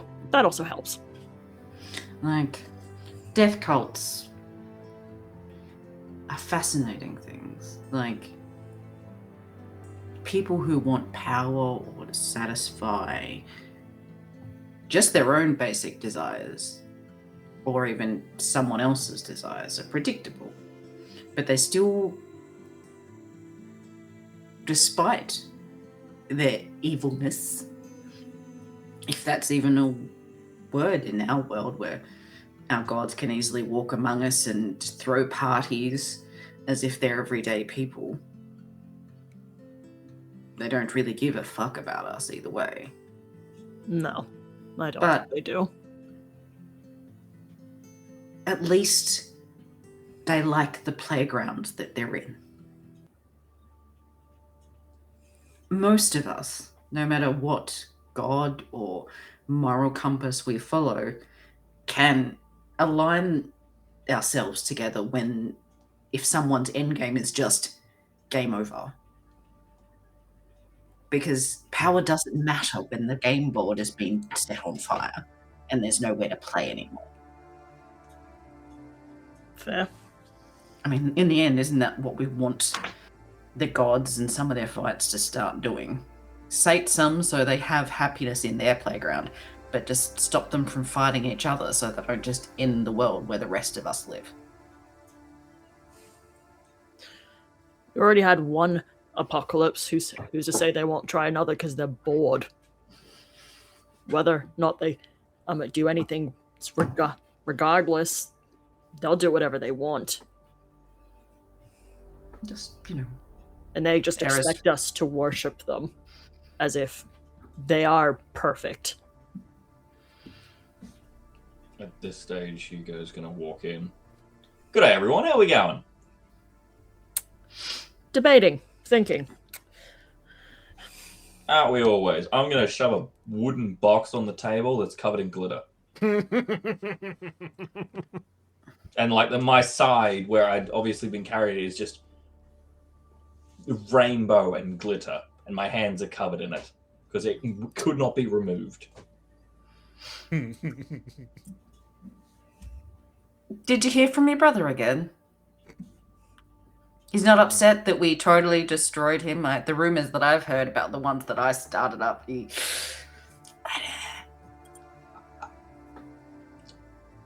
I can't. I don't fucking know. Just, I'm not in the headspace to talk about him right now. I'm very confused. This is for you. Appreciate it, because Oh, no. I'm covered in glitter and I need a whole new sandblaster. And I slide it over and it just leaves a trail of glitter. Eric just flinches back like, no. No. Rub my hands together. Don't touch me. Do not touch. No! Ada, already covered in gore, lube, and whatever else, dirt, flicks it open. Cool. Yeah, you flick it open. And I would say, knowing where you are, I'm going to be holding a knife. knowing where you are and the company that you are surrounded by, you very quickly snap it shut again. As And you shove see, it in my tits. as you see the unmistakable glow of, if it is not a thunderstone, it is something extremely valuable.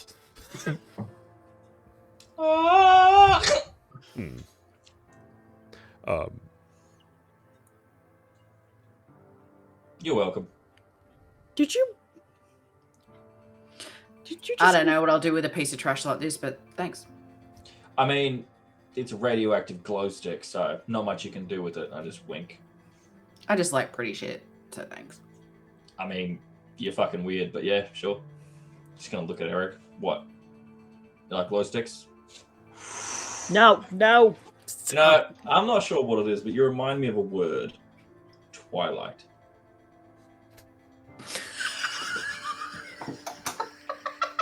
I don't know why, but I find that offensive in some way.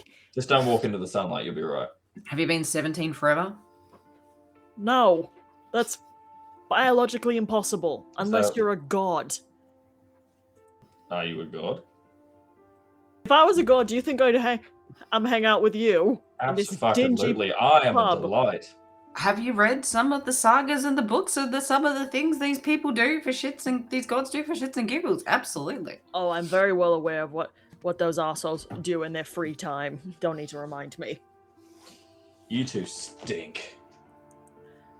I am not drunk enough to listen to you. Well, then, another 3, mate. Another 3 for each.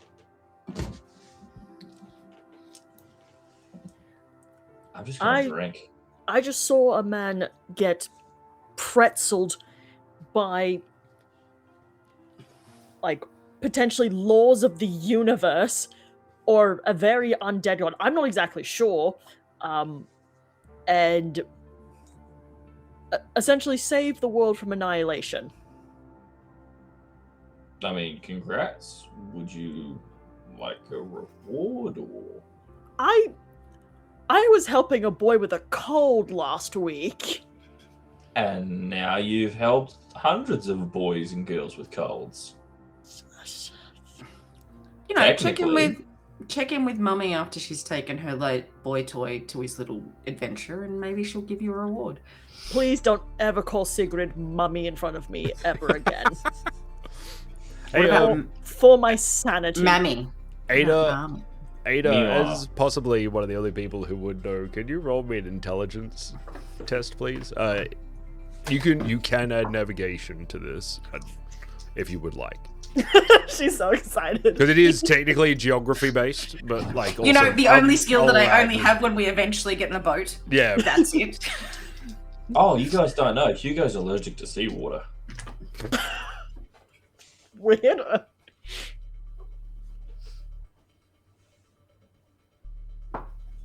I like to think that Hugo- 16! 16, cool. Obligatory GM lore dump time. Yeah! You know Motsog because it is one of the closest cities to Helgrund. It is the only dwarven citadel in the outside of Svartalfheim. It is in the northern mountains of Niflheim, which is approximately several kilometers north of where you are at like the top end of Niflheim. It is a prison. Predominantly for one.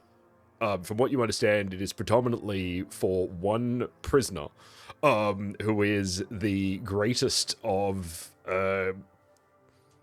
criminals, sinners, heretics amongst the dwarven people, the Forge Priest of Bone. But they also turned it into, up there, they basically have a whole bunch of dwarves that also really love hunting giant things. Because that's also where you get a lot of megafauna. That's my uncle.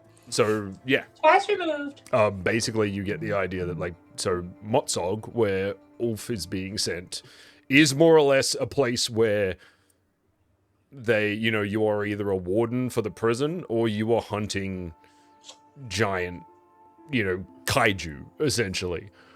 Like, yeah. Damn. I mean, to each their own. Mm-hmm. You don't need to be that tall to exist in this world, so. Why are you jealous of megafauna? Absolutely. Can you imagine a peach the size of me? That's flora. Fauna is animals. Oh, yeah. I like to think that Hugo didn't do that on purpose and he just keeps drinking. He always gets them mixed up. I'm not illiterate. My parents were married. I never knew my mama, Anyway. but I learned the words. Cool. Also, we're not going to talk about, we also found not only one, but 2 historical artifacts from the Age of Ragnarok. I mean, yeah, but we're going to try and destroy one, I guess. But... Well, we did destroy one, and good riddance to that. Which one did we destroy again? The book. There we go, yeah. You know, the tool that was going to destroy the entire world. Fairly important. I just thought that was a spell book. Some book, actually. You know, sometimes I don't know if you're kidding or not. Sometimes I don't try to figure out if I am. That But explains also- a I'm lot. very tired. Do you not see how big discoveries are? We found the actual boat of the dead. Then we blew it up. Well, no, we caved it in. I'm gonna be messaging the Dwarven Council to see if they can go in there and eviscerate it.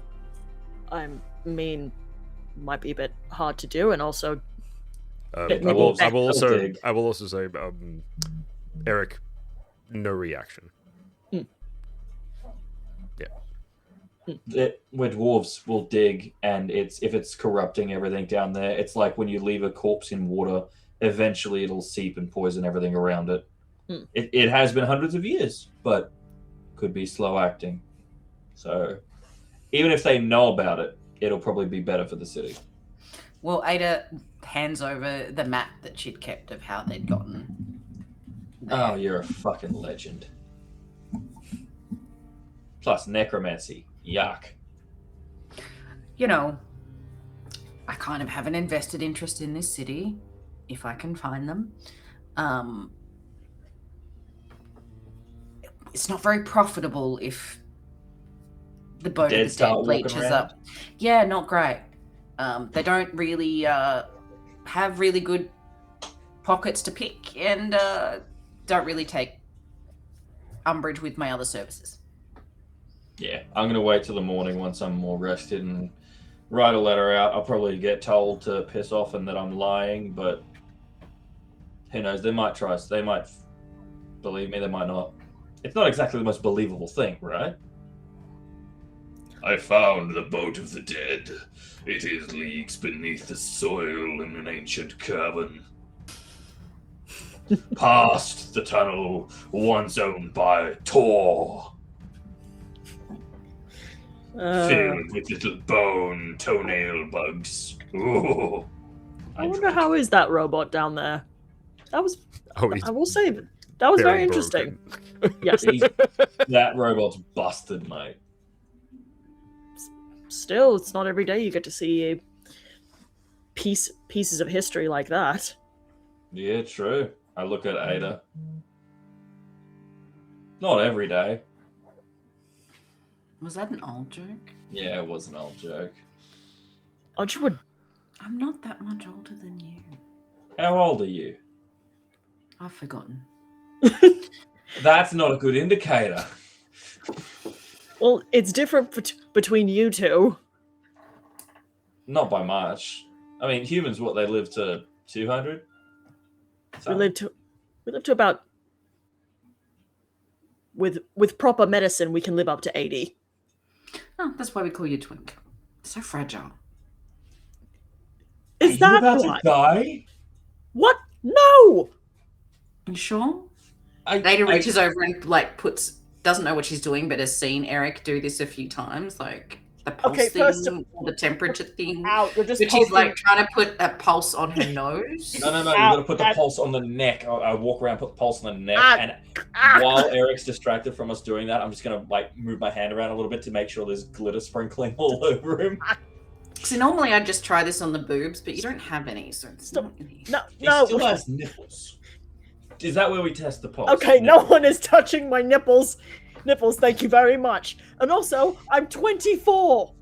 Oh my god, are you gonna have a midlife crisis?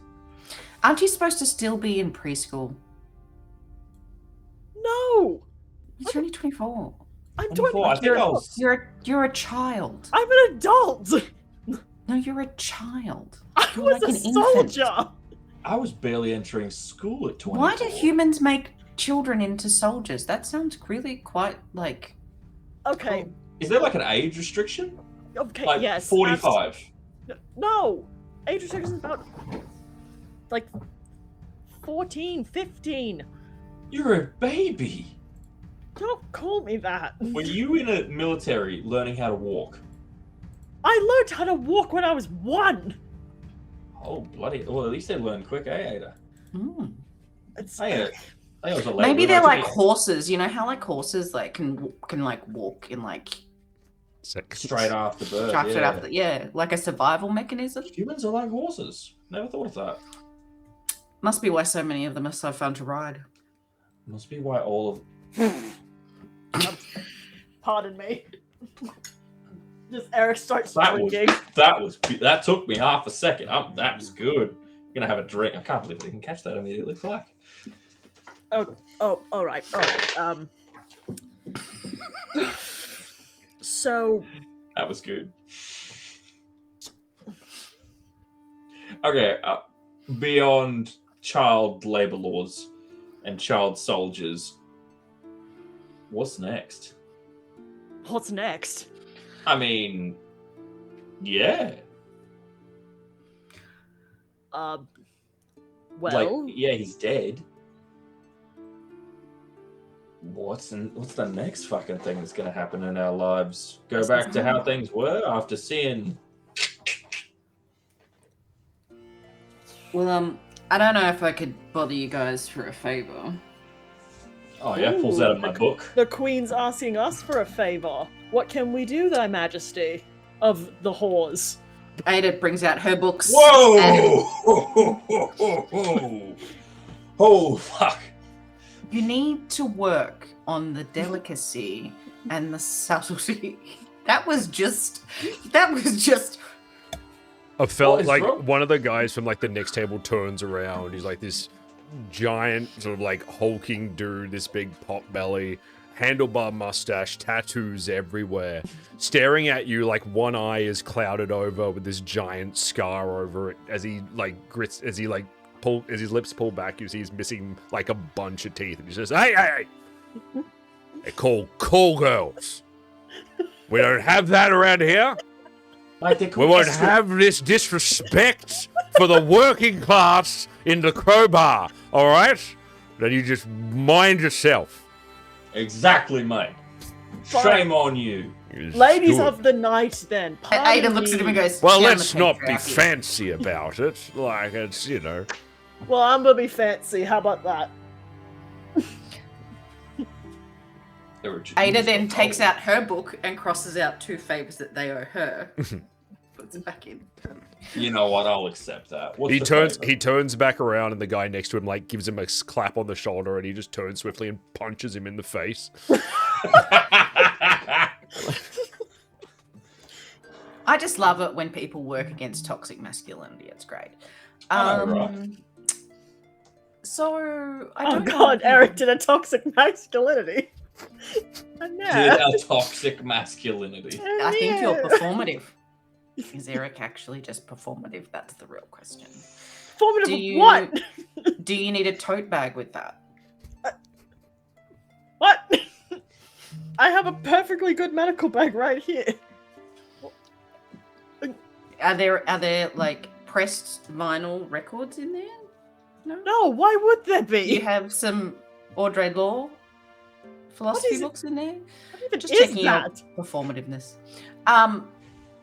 So I don't know if you've noticed, but you haven't had your pockets picked in a couple of days. And Yeah, magically locked. I've been leaving some sharp objects in there. Look at this. Look at this. Try and open my pocket. Come on. she opens your pocket because it's not a door. It's got a zipper. I love the idea that you've just stitched it shut. It's a zipper. Can't open it, can you? And it's not the zipper. It's not C's. I checked. And I go down and I whisper to my pocket. And then I unzip it. Magic. I don't know what body part. Want to know what body part you were talking to just then. And if you haven't noticed, there aren't any of my call girls, as we like to call them. Looks over to the old mate, gives him a little fist raise for his correct terminology, Can't and say then no. gives Eric a dirty look of shame, Shame. shame, Ding, shame, ding. shame. Shame. They're missing. Are they? I didn't mention it because I was like, someone's trying to end the world. May like actually not be selfish for once in my life and put that a higher priority. But now the world's saved. Yeah, the world Yeah. saved. We go and save your call girls. And the kids. Or they might, Can we leave, Weaver? no. No, he still owes me a week of cleaning. Ah, fuck. Yeah, all right.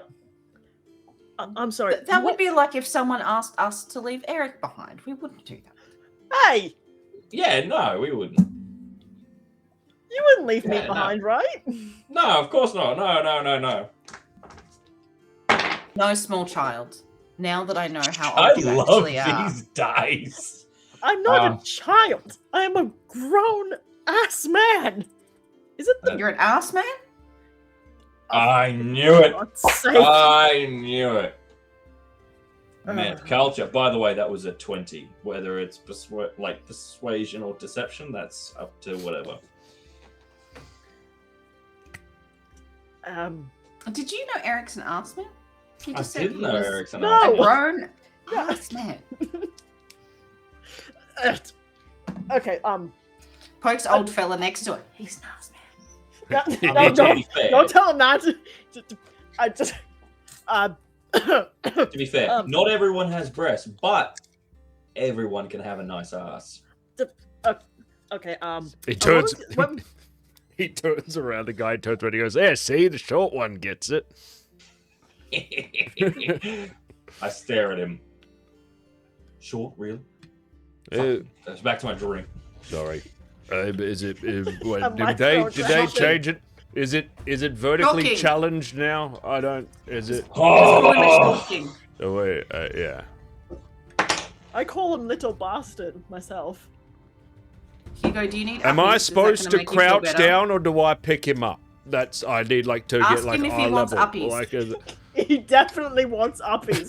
In fact, give him uppies. don't give me up. No. Do Nah. it. Do it. you see him like physically like fight the urge to like pat you on the head, and then like turns around and just goes back to his table.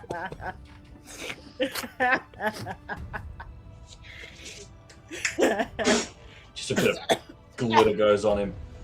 So, lube man and ass man. Do not call me that. I'd rather the other one. Other Blue name. man, ass man, God. and Ada.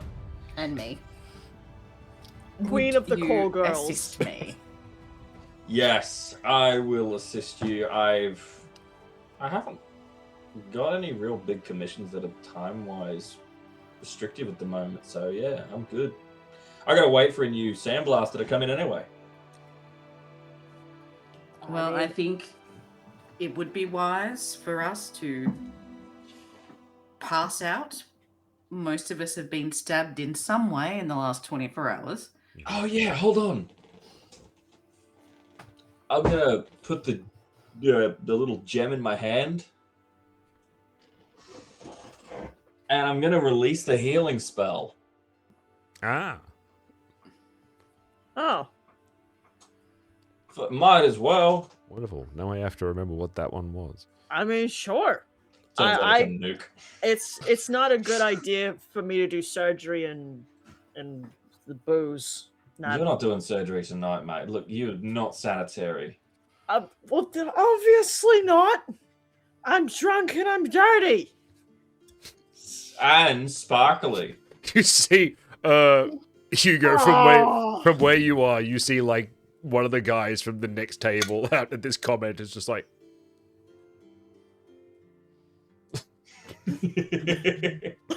Wait, who's someone's? I said I'm drunk and I'm dirty. One of the guys looked at me. yeah, just leans around and sort of looks over.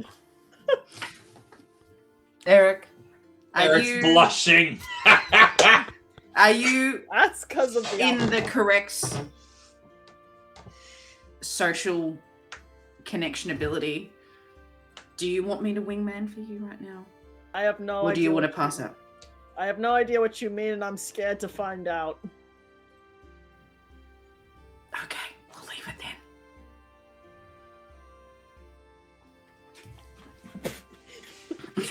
So, Hugo, can you make sure that they get to bed? Yeah, do we shower him first, or we just chuck him in on the sheets? Put him in their bathtub. Just They have Well, bathtub, don't no, they? you don't. No, you don't put water in it. You It know just what? reminds them to have a shower when they wake just up. chuck me in the bed. I'll be fine. Oh, that's kind I'll be fine. All right. You I guys want are another. unsanitary. I want another before I go. No more. You're cut No. off, mate. No, more. As I walk over to the counter and I'm like, can I get like a big glass of water that's colored yellow? Real quick, also, each of you regains 8 hit points.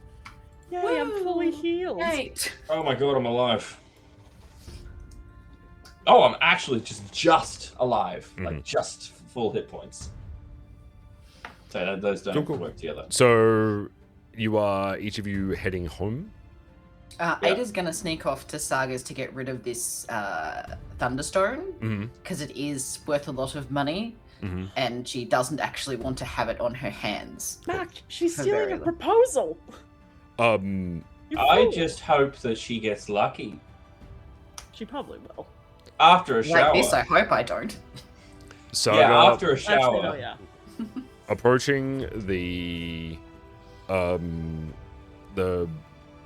Saga's workshop boat. Saga is currently standing at the doorway, like passing off one of her commissions to a customer. As I hip, thank you. Enjoy. Let me know how that goes. Not worried, just curious. Turns to see you. Is like, oh, hi. Did you need something? Did you order something? I don't think you ordered something. Big bada boom. Ah, yes. Saved our yes. lives. Caved in a whole thing to stop crazy thumbnail creatures from the boat of the dead killing us also. Excellent. Good job. Several follow-up questions, but for the moment, And then she just keeps talking, and Ada just takes the box out of her tits is it and puts it on her hand, and Sparkly. then opens it up. Glitter tits. cool? She like reaches out with 2 fingers and places them against the 2 corners that don't have glitter on them. Picks them up and puts it on the posts like that her boat is like moored to. It's like, what is this?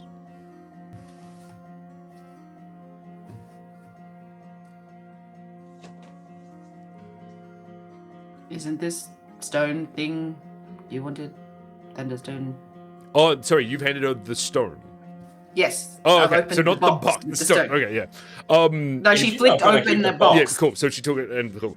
I'll keep the box. She takes it like as you pull it, like take it out and you hold it out to her. You've seen Saga like intrigued. You've seen Saga excited.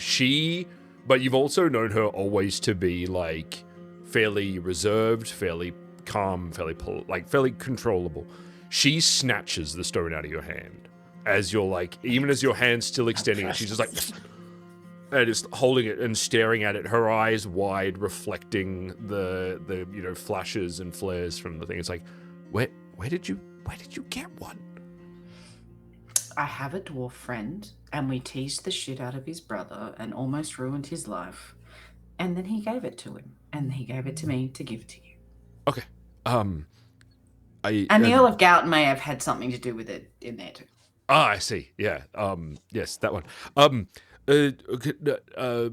Money, payment. I just want to see what you make. Yes. It's still in progress at the moment. I need to figure out the proper logistics of it all and everything. But yeah, I'll let you know when it's ready to go. Thank you. You're going to go now and disappear, and you don't want to talk to anyone because you're about to hyperfocus, correct? Oh yeah. Okay, have fun. Cool. Turns around, like rushes inside. As she walks in, like her feet are barely past like the threshold where the garage door just like closed. yeah. written You in big you letters. are well aware that it will be from what you've gathered here. It'll be a solid few days before you see Saga again. She's not eating or No. showering or This is Sunlight, peak what's relationship that? right here, Yeah. guys. This is peak relationship. Mm-hmm. Sure. Cool. So where to now?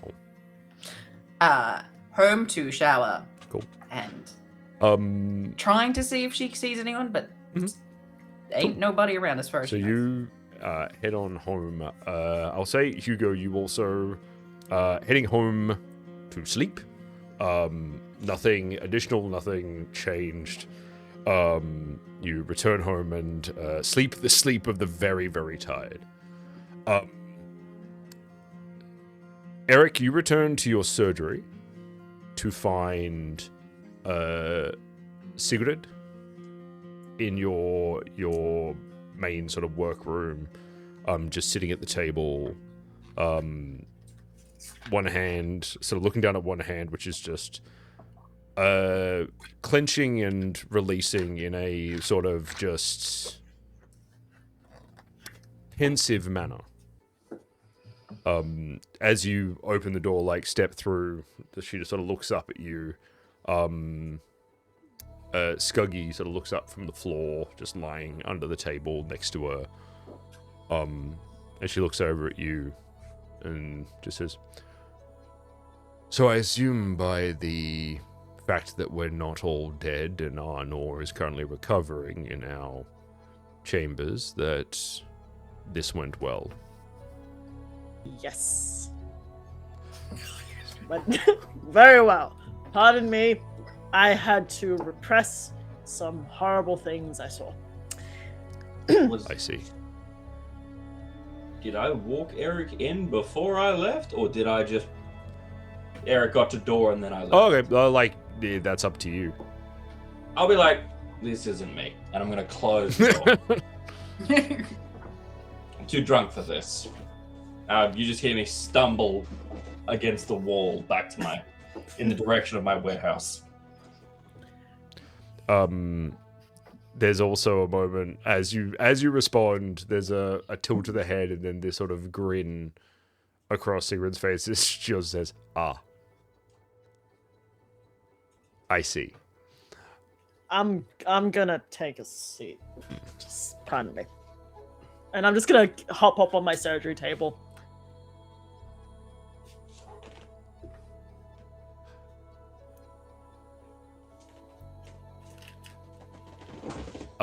How did the new armaments treat you? Very well. Very, saved me probably more times than I can count. Very much love the gun. Most Thank people you do. very much for that.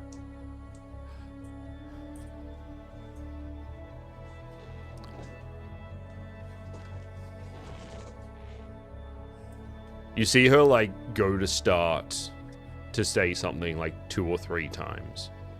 She seems to pause, and then she says, "I'm glad that you're back. Me too. Glad that you're safe. And in the morning, we will have some things to discuss. Yes. But until then- very, very much so. But I think right now, the best thing for you is probably a good night's sleep, and then a very strong cup of coffee." Yeah, I have many things to tell you in the morning. But right now, I would like to not think about how a man was turned into a human bone pretzel. And then from existence. I would like to not think about that right now. Very good. We'll... Come on then, let's get you to bed. Thank you. Sigrid, It's been a while since you've done this for me. I haven't drank in a while. I think I've turned a little bit of a lightweight nowadays. Oh, really? Yeah. Nice. Yes. Very interesting. She lays you down, tucks you in, and then just sort of sits by the bed.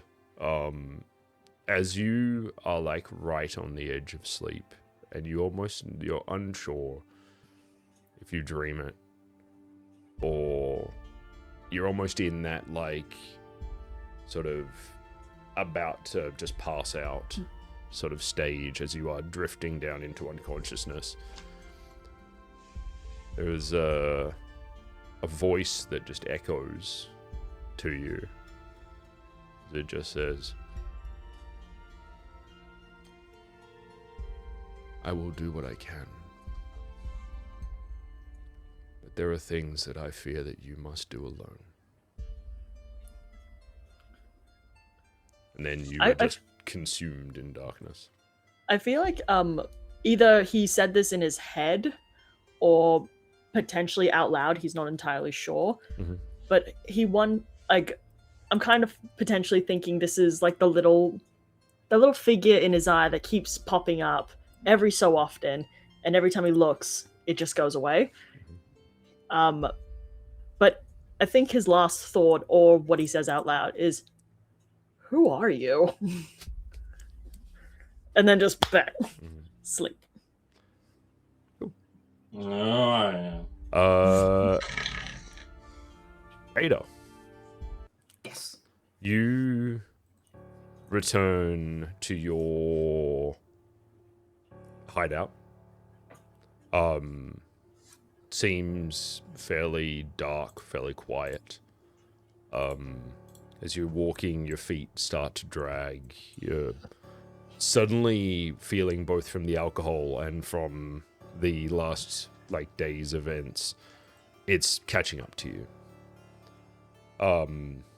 You sort of fumble with your keys for a moment, opening the door.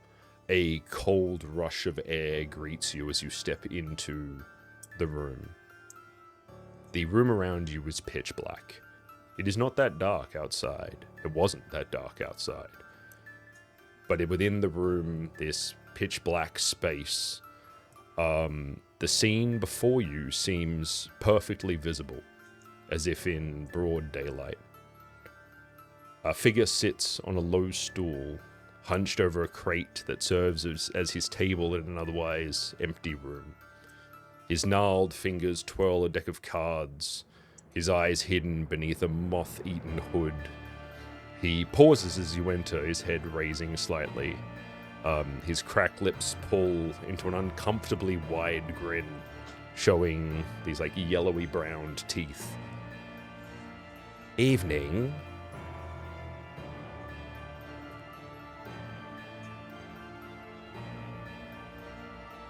I've seen you before. Indeed. Well, I was just gonna go run a bath and drown myself, so let's have a chat. Of course. But the terror, even though Ada's trying to be very cool, there is a wavering underneath her voice as she sits down next to in front of the gnarled figure and looks at the cards. He's just in that way of manipulating the deck, of essentially spinning cards. Every so often he pulls back in between his middle finger and thumb. There's just at each corner a card will twirl. You see the brief flash of the face of the card before it's quickly shuffled back into the deck.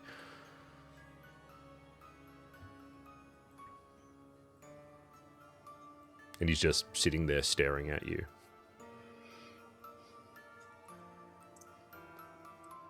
I have 3 who are tied to me by birth, sacrifice, family, and I did, in my youth, think that I wanted to be a watcher. Where are you from? An odd question, considering where we reside.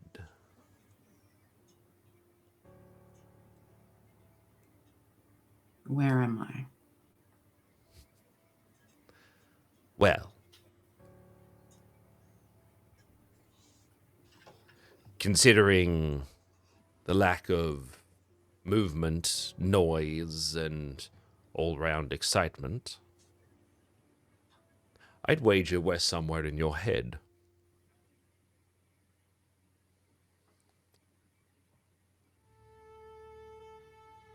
The question then is, what does that make me?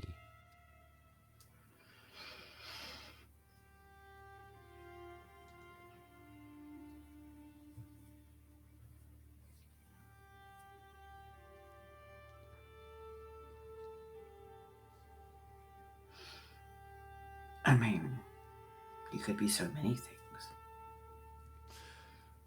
Guilt, pain, memory. Perhaps I am, as he leans forward, even as he leans in, you can't see his eyes. Like, you are at a stage now, like, he leans closer to you, you can see, like, the, you know, sort of, like, pockmarked pores of his skin. He is, you know, this sort of, like, large, like, slightly bulbous nose, but you cannot, like, the shadows of his hood are so deep you can't see them. As he leans, he says, perhaps I am your doubts, the gnawing question mark at the end of your pompous character.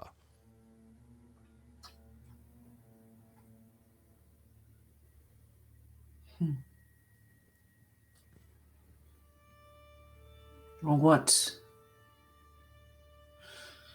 game are we playing then? You know I like to gamble. He lifts the cards and, like, you know, they sort of, like, spin in his hand. He says, there's blood in the water and words to be claimed. Our wings are flame, our threads in twain, so let's play a game. As he runs his hand across the table, and you see 5 cards, like, in a straight line in front of you, face down. Draw.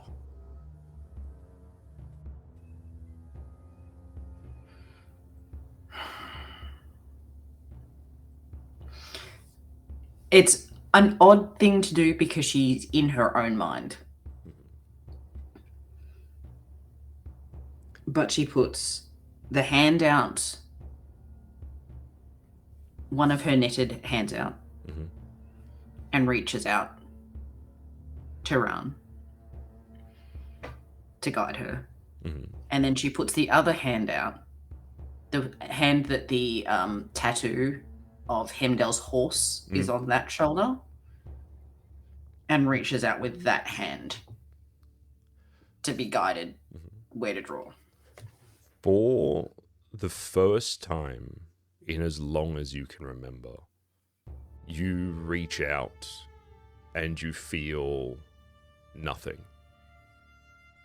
There is no reassurance. There is no feeling of any sort of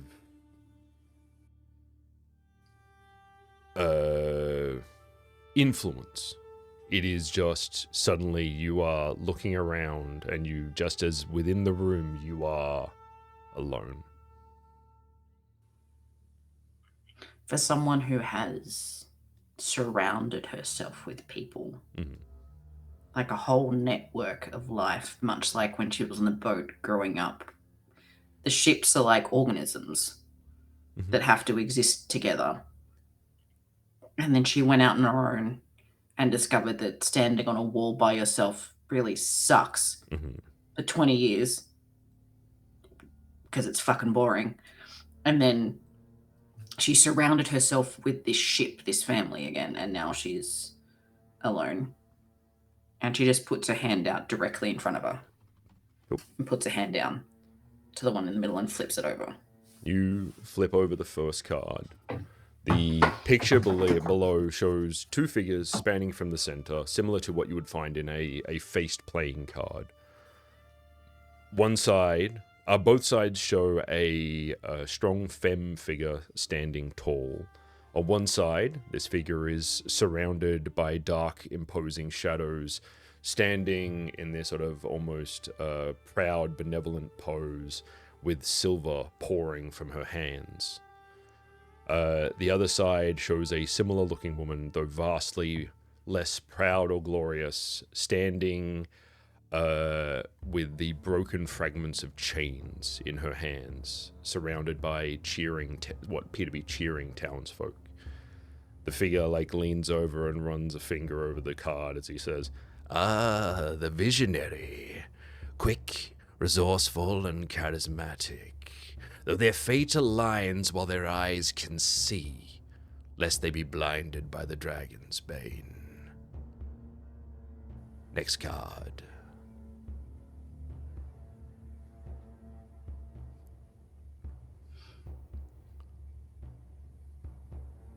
Ada goes to the left, which is the side that her Hemdall horse is on, but one in.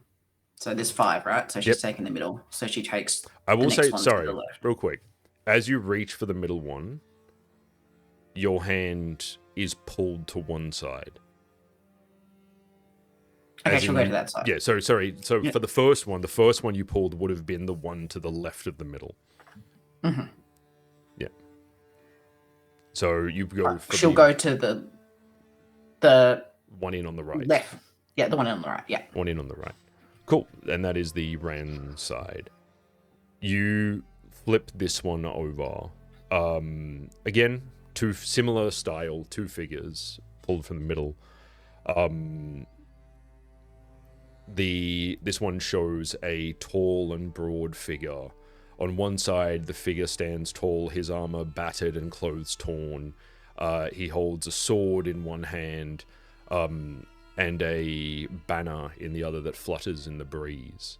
On the other side of that, you see a grim figure, shoulders hunched like a wild animal, covered in blood, holding a cluster of skulls that appears to be attached to a chain. The figure again reaches over. This time he actually, his fingers clamp around the top of the card. It says, "Yes, the warrior, a master of war. Or was that a slave? Either way, he is no longer your concern." And he, plucks the card from your hand, and suddenly it's just whisked away in his cloak. Next card. Ada puts her hands down on the table and smiles and goes, "I don't like these rules," and then just grabs all of them and flips them all over at once. You flip, as you reach, you flip the 2 on the outer edge, and you pause as you see the 2 figures standing there. The 4th one you see, the 3rd card, you see a tall, thin male. On one side, the figure is shown in white robes, a staff in one hand. The other hand helping a fallen man to his feet. On the other side, shows a figure cloaked in darkness, holding himself in this sort of crossed embrace. The shadows of skeletons looming in the background. So he looms his hand over it and he says, "The healer, calm, intelligent, and calculated. But the line between the power of life and death lies on the edge of a scalpel." Ada grabs the healer's card Mm-hmm. and puts it under her card.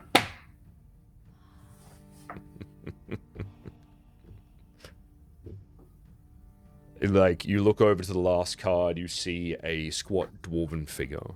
On one side, the figure stands proudly adorned with gold, holding aloft an orb of silver bands and sparkling light.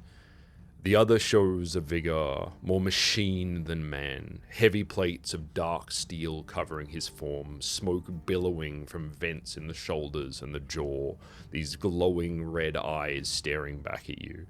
It says, "Ah, the maker, crafty, resourceful, and unerringly ambitious. But in the weakness of flesh, madness stirs with dark designs."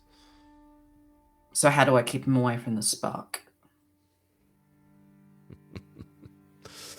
His hand, goes down and just sort of traces back and forth atop the final card, the middle card, which looking down, you realize is still face down.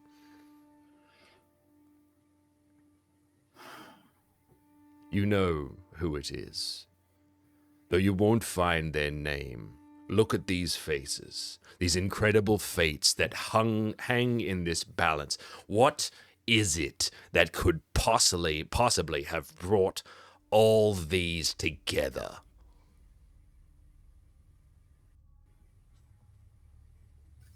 She flips the card over. You flip it over, and it is blank. But there is the familiar laugh of a young boy that echoes in the darkness around you. As you look up into this figure's face as he just says, "You were trained to watch, but it is now that you need to see." As he says that, there is the sudden booming knock at a door behind you. As you turn to look, your head suddenly rises from where it has lulled on your chest. Your eyes snapping open and focusing quickly to look around at the still quiet common room of your hideout, as you are seated in one of the main chairs at the center of this empty room. As you are sort of getting your bearings, there is another knock at the door. She opens it. Cool. You see, opening up the door, you see Khan, and you see all of your children. You see Ranasok, Goodney, and the others.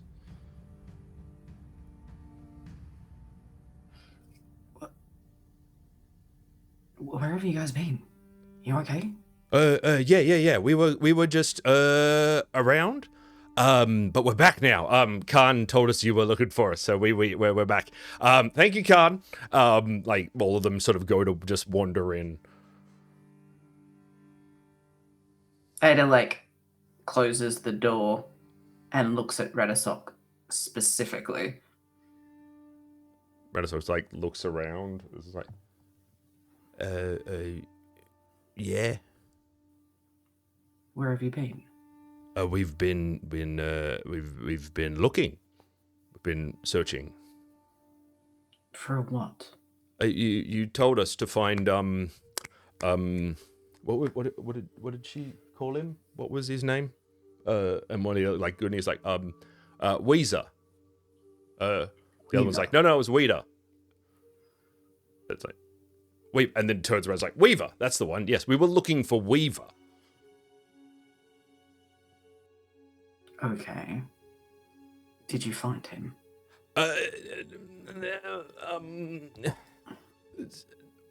No.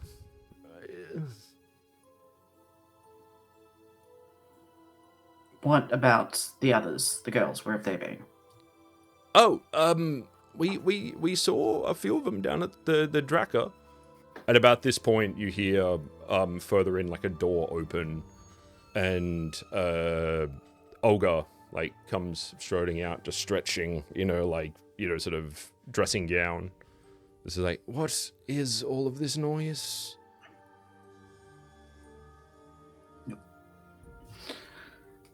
Am I going insane?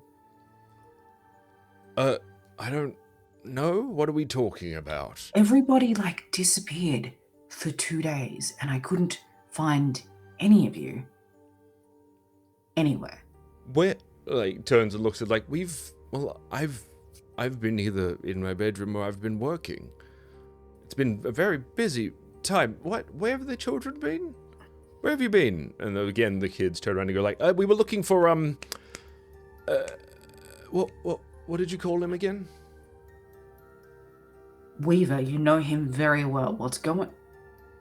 As you you look over, all the kids sort of look at each other and are oh yeah, and Olga looks over and is who?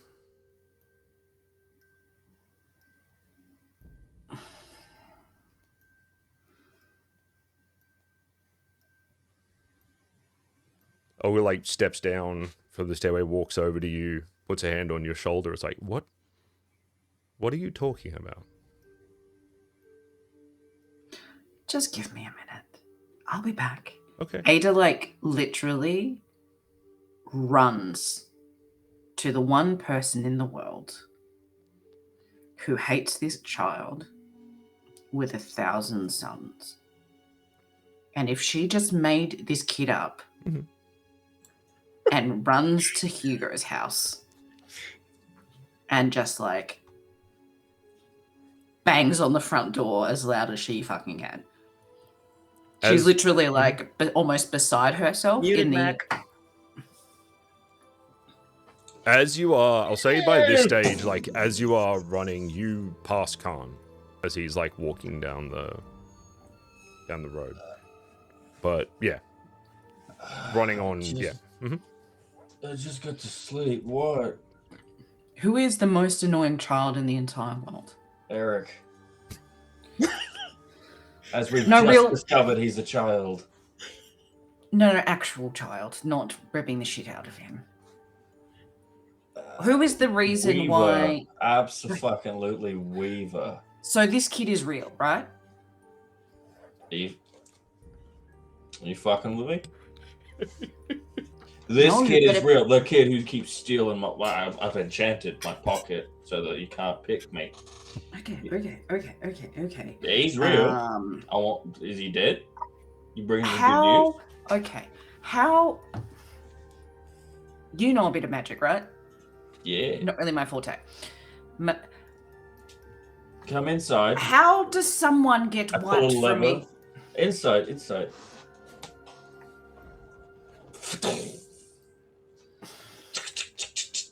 Is there a magic that can mean that someone is wiped from a mass collective's memory? I would assume that I'm not a mental magic master, but yeah, there are plenty of powerful spells that we could. I know there's some decent ones that will remove memories or modify, but from a mass collective, that's some tough stuff. What did Weaver? Did someone forget him? Did someone's forget him? Tell you what, no one's removing that bastard from my memory. It's liquid nails in. So imagine that the entire team that he's worked with his entire life and the adults in the room don't know who the hell I'm talking about. It seems if it wasn't magic is weird. So sometimes it can be a local area, sometimes it can be individuals' connection. So either if you're talking about massive groups of people forgetting Weaver, it's either these people who have forgotten him have been individually targeted to forget him, or they're all in a group as an area type effect to force their memories to forget him. And it might not even be forgotten, he might just be suppressed.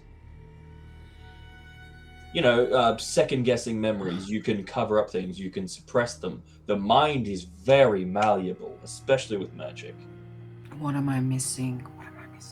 Why didn't you ask Eric? You know, sensing minds, he probably has a better grasp, but actually he's piss-ass drunk right now. Who brought us all together?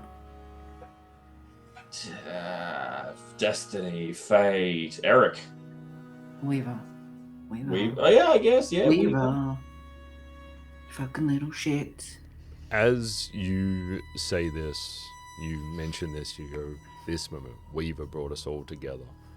There is once again just that. And he's fucking called Weaver! Ha! That minor little echo of a young boy's laughter in the back of your mind as if gently on the wind. And that is where we're going to end tonight's session. I was about to say, like, I grab a hammer and throw it behind me. Get out of my fucking warehouse! You know how many times this man made a joke about, it wouldn't it be funny if Weaver was like the big bad? Weaver is evil. And Do you then know he what's, said it do you know right what's in front funny? of The us, like, amount. It's called Weaver, and they brought you together, and he was literally the person who brought you and connected all these characters. Like, even though they were connected in the first scene of the adventure, brought them all together. Also, I will. But a weave. This little fate itself, or like this little Weaver shit of faith, broke through my window. I'm never getting him to pay for that. No, damn it. Are you telling me the person who I've hated since session 1, I'm gonna get a chance to kill? Yes!